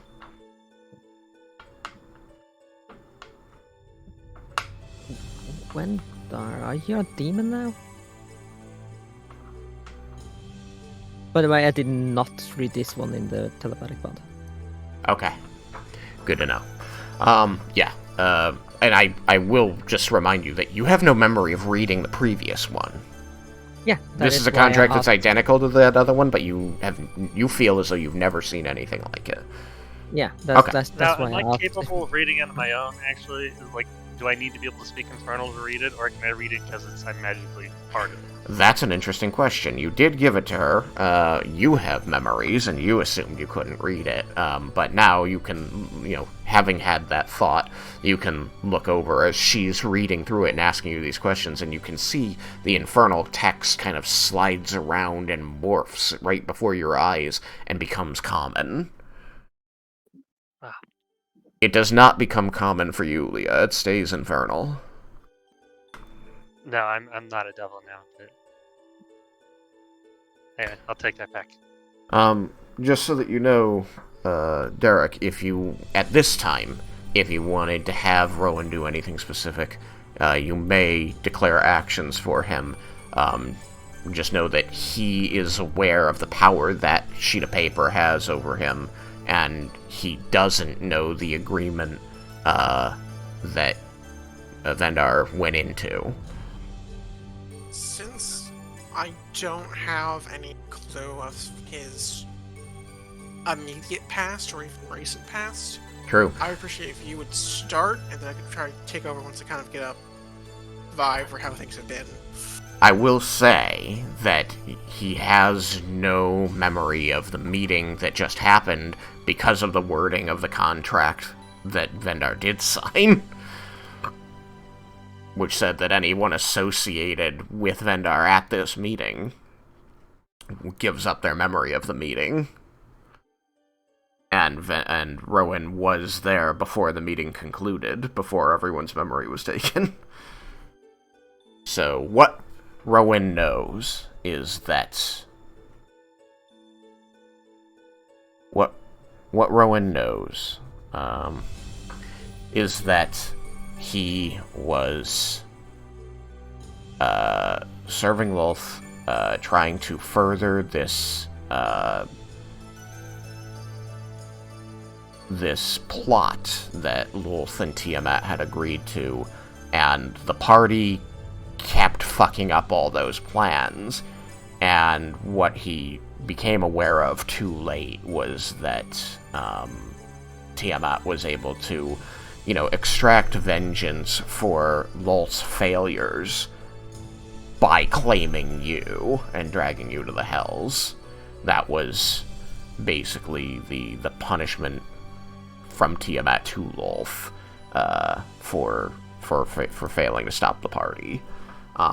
You remember, Roen remembers that he has changed hands in Hell for a very long time, though that time is very difficult to measure. He went to many different layers of Hell, and this is the first time he has been in a place that is not in the Hells since the last time he saw the party. He also knows that the contract that Vendar is holding has complete power over him. He knows that he does not remember the last person before Vendar to hold his contract. He knows there was one other person, but he doesn't know who it was. Alright.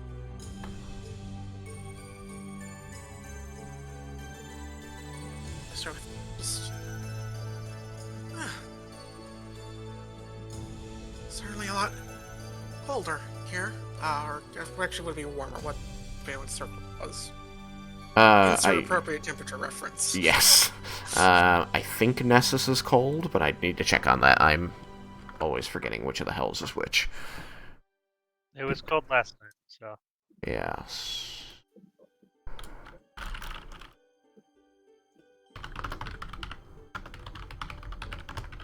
It would suck. Just like every hour, it flips a coin, and it's either hot or cold.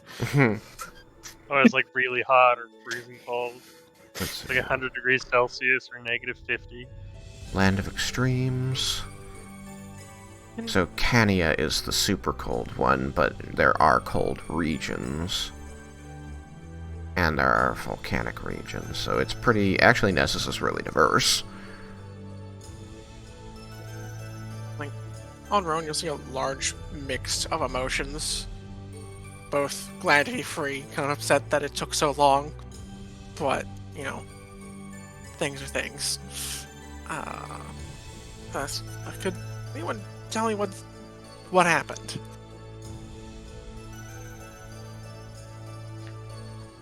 Well, you made a bad deal with Wolf, and then Wolf, Tiamat took.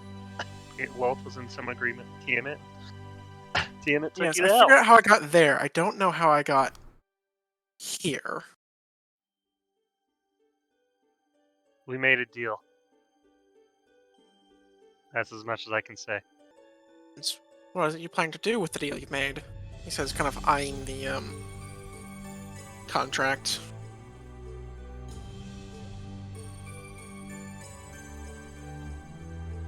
Well, we got your contract so we could set you free, but we are a little worried that you might still be in bed with Lowell. So,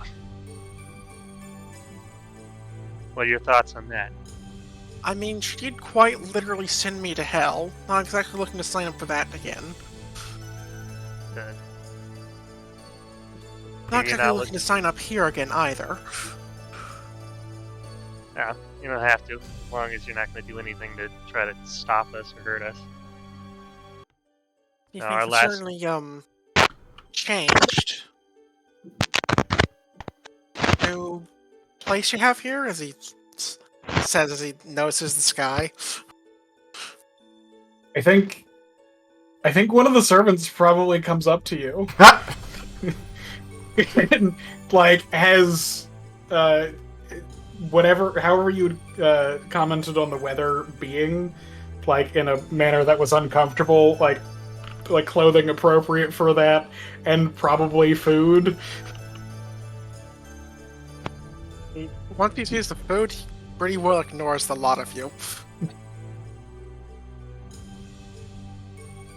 I'll say with a mouthful after he's been shoveling food in for a minute or two. So, what's with that? Kind of points up towards the sky. We are currently in a Mordenkainen's magnificent mansion that I have cast. Yeah, don't look up. We're not supposed to look up. It does not make you feel People good to have look said up. that it is unsettling.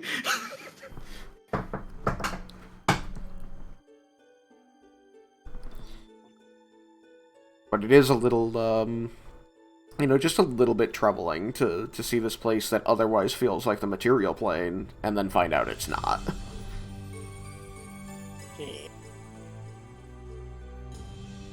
Now, swallows. When you say set me free, it's still eyeing the contract. Which, I will What remind does you, is that being entail? held by a version of Vendar you've never seen. Right, that's it. Yeah, I glossed over that, didn't I? It's true, yeah. It's easy to forget. You have a snout and scales. That's new, right? I'm not misremembering things. Yeah, it's only a few days old. I got in a bit of a fight with some devil and kind of blew up, but it's alright. Devil reincarnated me. And so you're going to fight that devil, but not whatever one. It was a different circumstance. Also, we couldn't do that without going to hell, and we didn't want to go to hell. We kind of got a lot going on here. Yeah, wouldn't recommend it. But that He doesn't said he made quite a answer the deal, but question. according to the memory loss, you don't know that it was with a devil. I don't remember the contract holder at all, even though he had a lot of time before the contract. It seems that this entity has done something since he's letting go of Roen to make sure that his non-disclosure agreement with Vendar extends to Roen.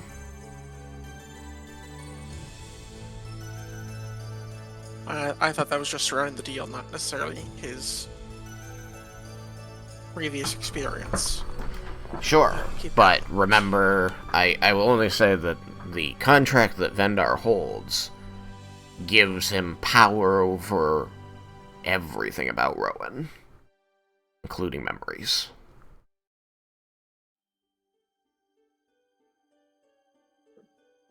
Back to the main point, then. It doesn't quite answer the question of what are you doing with that?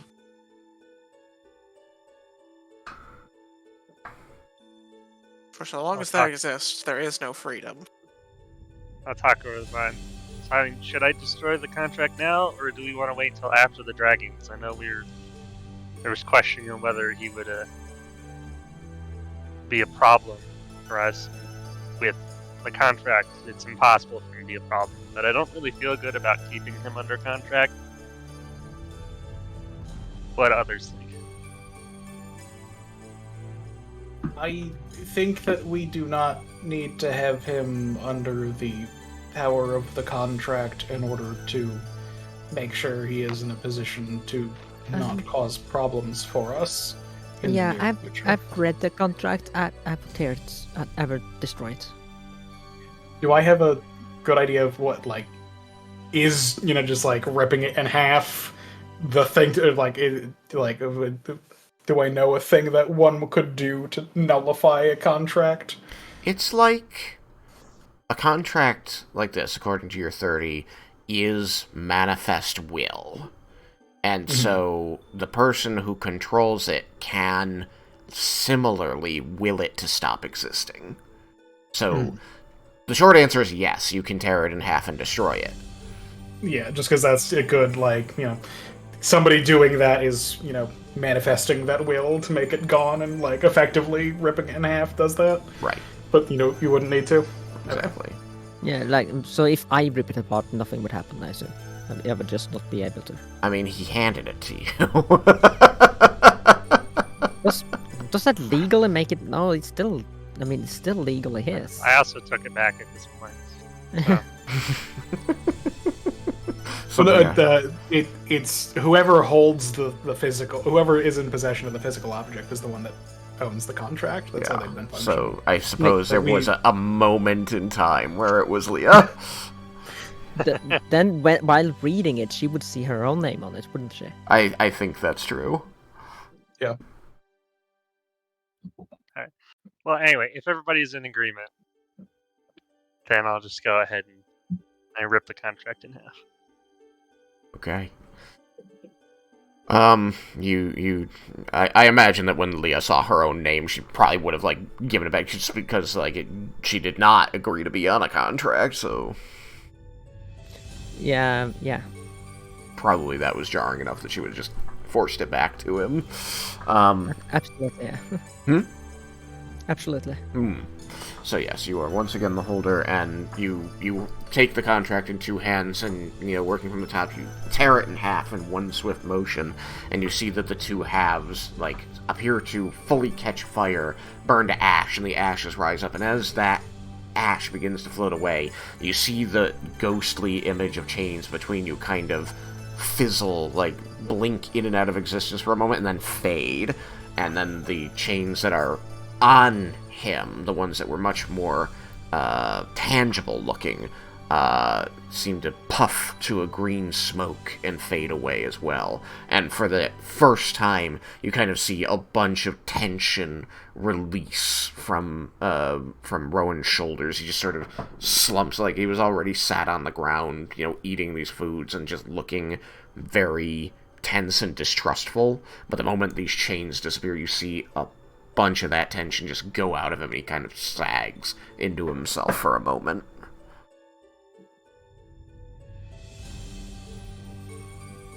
Your life is your own, Roen.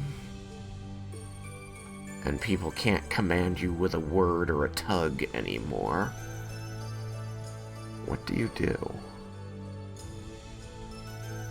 Well, thinking, probably still eating. Imagine he does something along the lines of stretching, trying to work some of that tension out, even though it wasn't necessarily physical. Stretching the soul? What?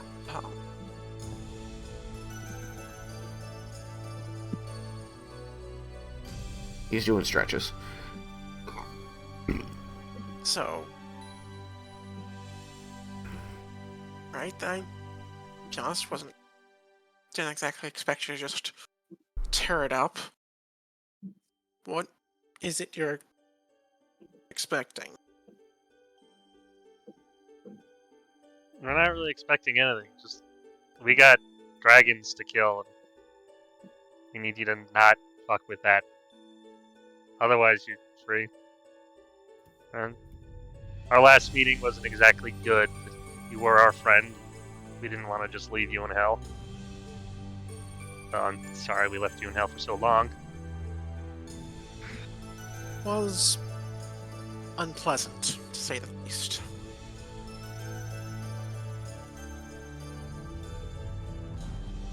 He says, kind of joking, I suppose you have any of my old equipment?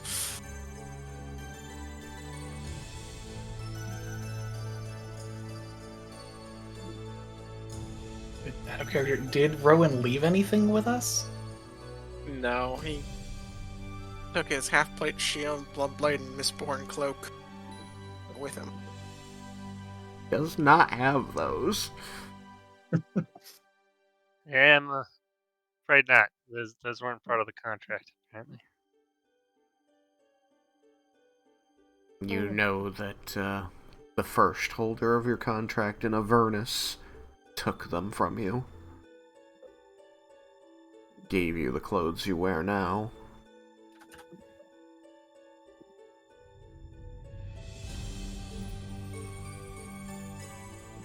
A low-level devil of meager means, your equipment was a prize.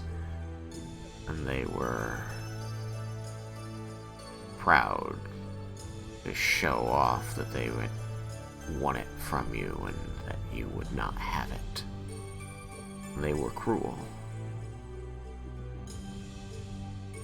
You remember them. Do not remember how you got here.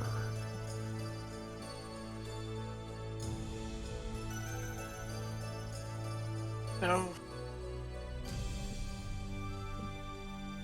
Trying to think here, because there's kind of a few ways this could go, and I'm not really sure which way it should.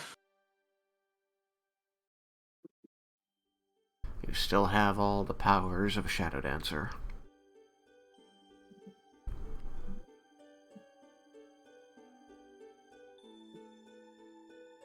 Just no equipment. Yep. So what's been happening? Did you guys break the sky while I was gone?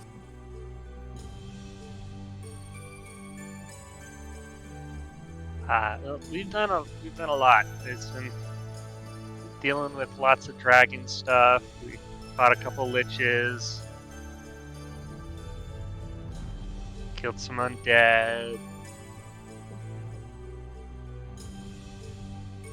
grew incredibly powerful. I noticed that last part. You're still breathing. So, that says something. So you were working with Lolth and Tiamat, so if you could tell us anything you know about their plans. I worked for Lolth. I failed Lolth. Lolth sold me.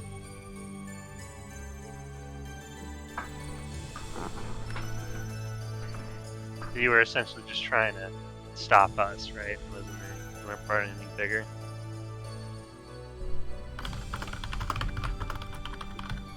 I was trying to play the hand I was dealt. I was born into a world that never understands, never could understand, never would. I tried for a long time to do the best. Time and time again. The best I could didn't matter. Didn't matter when I was on my own. Didn't matter when I was with you. Didn't matter when I was in charge. I was just trying to work with what I had. What I had wasn't much.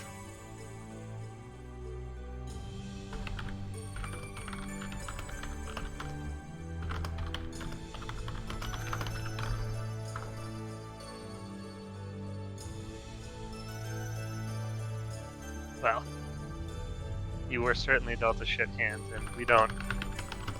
I at least don't blame you. I don't hold it against you. Kind of You were my raises an friend. eyebrow at that. You were my friend, and I still consider you one. If you still consider me one.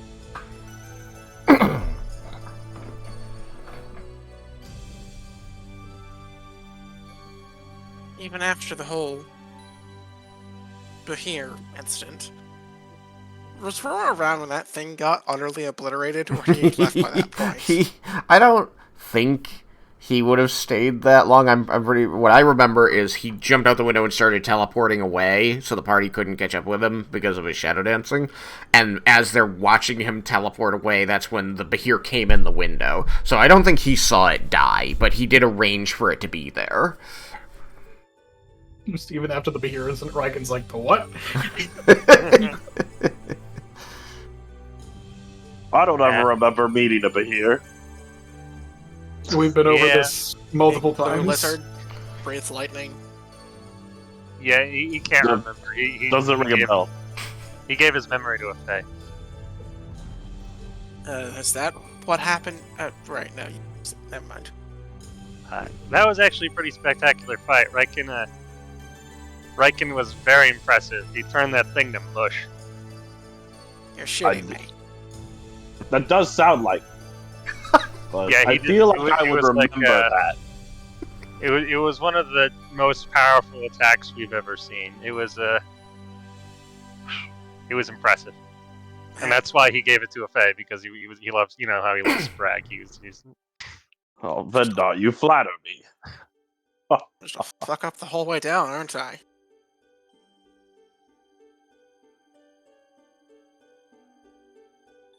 Just kind of shakes his head, trying to figure out how to even deal with this.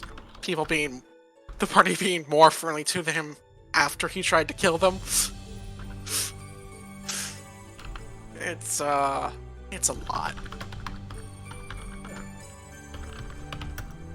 And we never treated you the way we should have. You were one of us.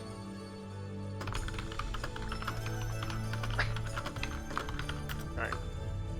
You're welcome to stay with us, or go on your own if you wish. But after we're done with the dragons, I'm still alive. I got lots of plans.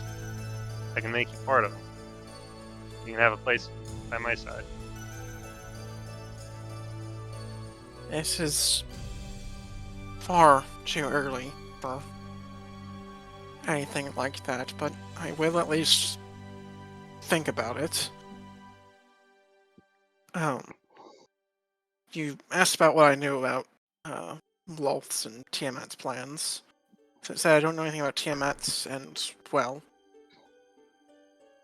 judging by all the shiny bits and bobs on this one, he says, gesturing to Yukikaze, Lolth's plans continued to fail once I was gone.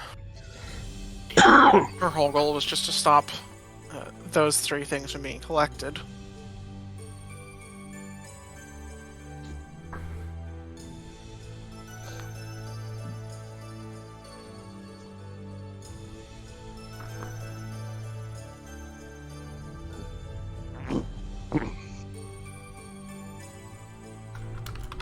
You said you had plans. So wanting me in them. At least just know what they are, or at least the gist.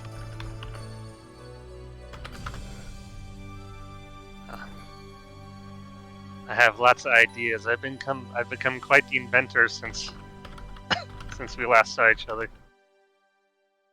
And I have lots of plans to change this world. It's gonna be marvelous. Lots of inventions, lots of creations, lots and lots of stuff. I'm sure there'll be any number of roles that you could fill. It's up to what you want. But I haven't exactly refined the plans yet. Gotta deal with the dragons first. Speaking of, not to forget the elephant in the room there, Who's that? He says, gesturing to Cyrus. Giant dragon. Yeah, it's was Cyrus was with us when we fought Roen, right? Yeah, but he wasn't, a dragon. A dragon. Hey, you remember that halfling that was with us, the sorcerer? Yeah, that's him. He's a dragon now.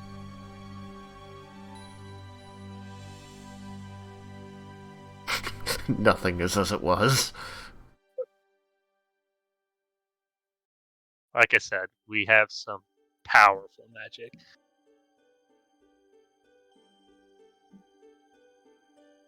Oh, speaking of, I'll hand Laramie just the bag of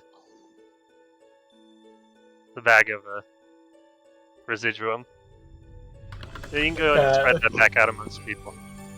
Larmandus will look surprised and say, like, has a decent, feel for the weight of this, and at least it is not measurably smaller than it was. And say, none of this was necessary? And it turns out he didn't want it.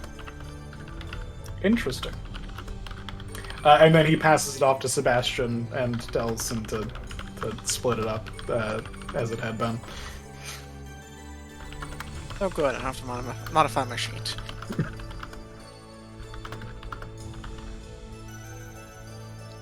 I have to figure out where that is now. That's why I didn't do it until I was waiting until the deal was struck. Okay. It wasn't that I was lazy. How would you even say that?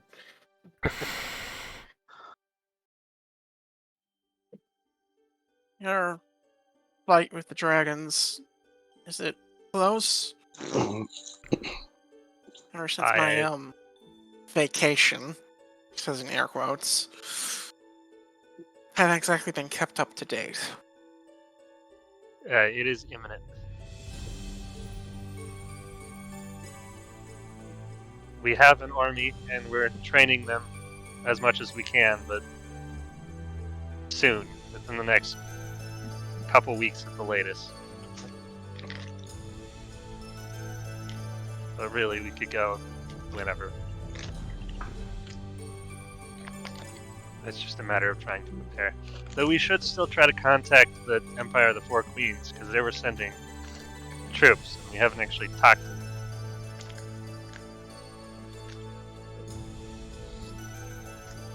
It's I true. also The last we knew, they were almost entering Shirakawa, right?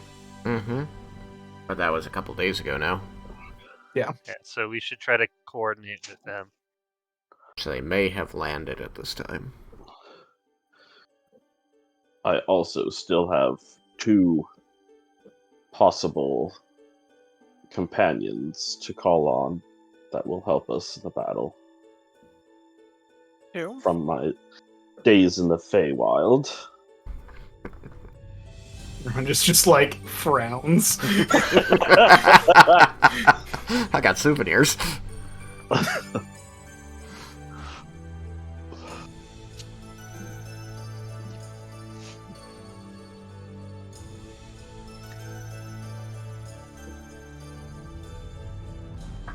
No. Well, And does Vendar speak for all of you in regards to his how best to put this? His plans for associating with me, if at all?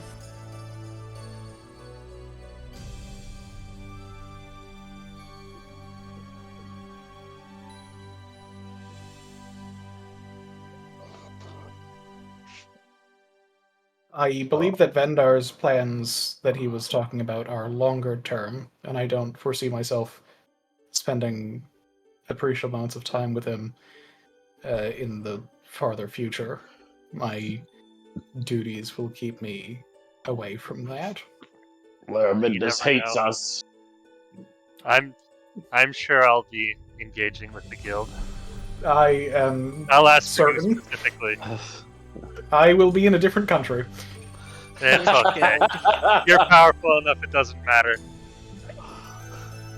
I will find the furthest place away, is what Larvin is saying. Can't run from me.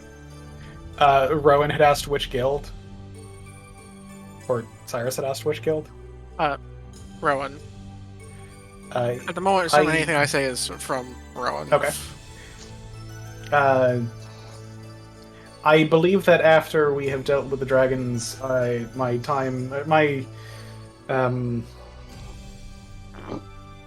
services will be associated with the Mages Guild. I was able to avoid joining them due to my previous situation, and given what I now know, I think that it will be prudent to join them.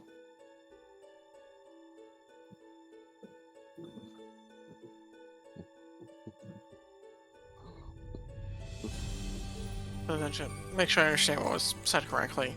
So the offer to help you was for after the dragons were dealt with, not a immediate offer. I mean, if you would like to join us for the dragons fight, we could use every hand we can. I just kind of assumed you wouldn't want to immediately jump into a fight with dragons. I'm weighing my options. I certainly have no interest in letting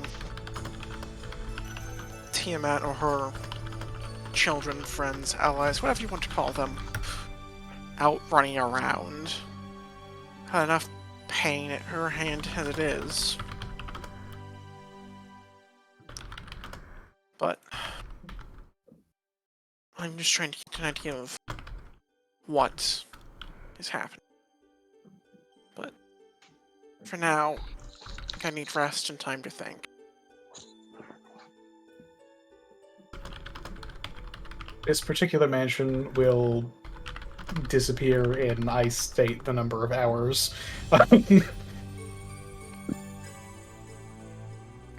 Although I suspect that I will be creating a new one, since this proven to be a useful space for us.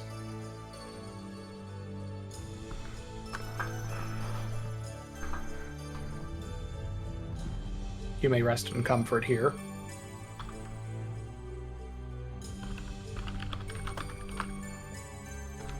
I'll nod and I imagine we'll take a seat on the bench. Not if we know what else there is, we can just lay down on the thing. There are plenty of rooms inside. You can, Yeah. an unseen There's- servant can lead you to a room, free room for that. There's beds, yes.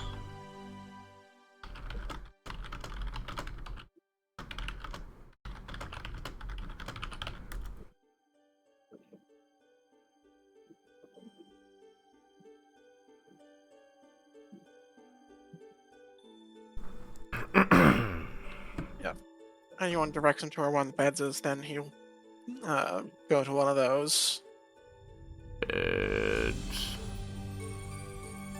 Alright then. If there's nothing else, I have poisons to finish. Finally. You think Laraminda shudders at that, because now he's just thinking about being a purple worm.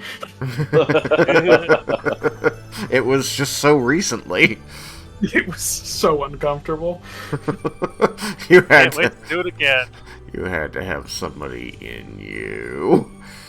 Yeah, it was not great. It was weird. It's like, I'll be calling upon you frequently for that, if nothing else. Yeah, that's the thing. You're stuck with them now. Those We're gonna memories be didn't get close to the end of erased. I think over the bond, Laramendas will say, I'm going to continue taking time to investigate the communications from Tatsuya. Okay, Out well, of character. Isn't it nighttime? it is.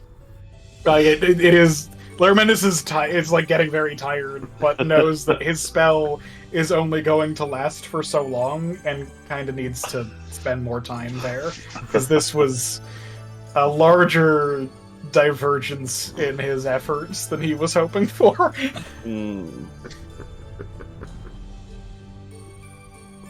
He's going to get into the room and see the chest locked and be like, fuck! What are we doing back in this garden, brother?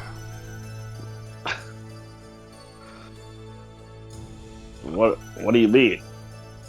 Like... What do you mean back in this garden? You're not in the garden. You're in some other room. The peanut gallery? Yeah. That's in the garden. That's not in the garden. There's also corn in here. It's weird. I don't see any corn or peanuts. Well, I see Or corn bacon, and for that peanuts matter. and Matter. meat and wine without a bottle. That's not a garden. It's a storage room. Who stores wine not in bottles, brother? Apparently Larriman. Your friend is dumb.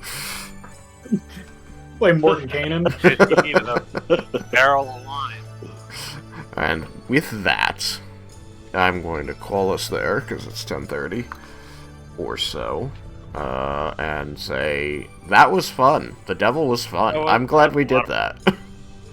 That was a lot of fun, and I love the implications it has for the future. So many terrible things. So many Amaranth. Chaos. terrible things. Amaranta's gonna become a nuclear hellland. So we're doing Amaranta 74 next? Is that right? Apparently.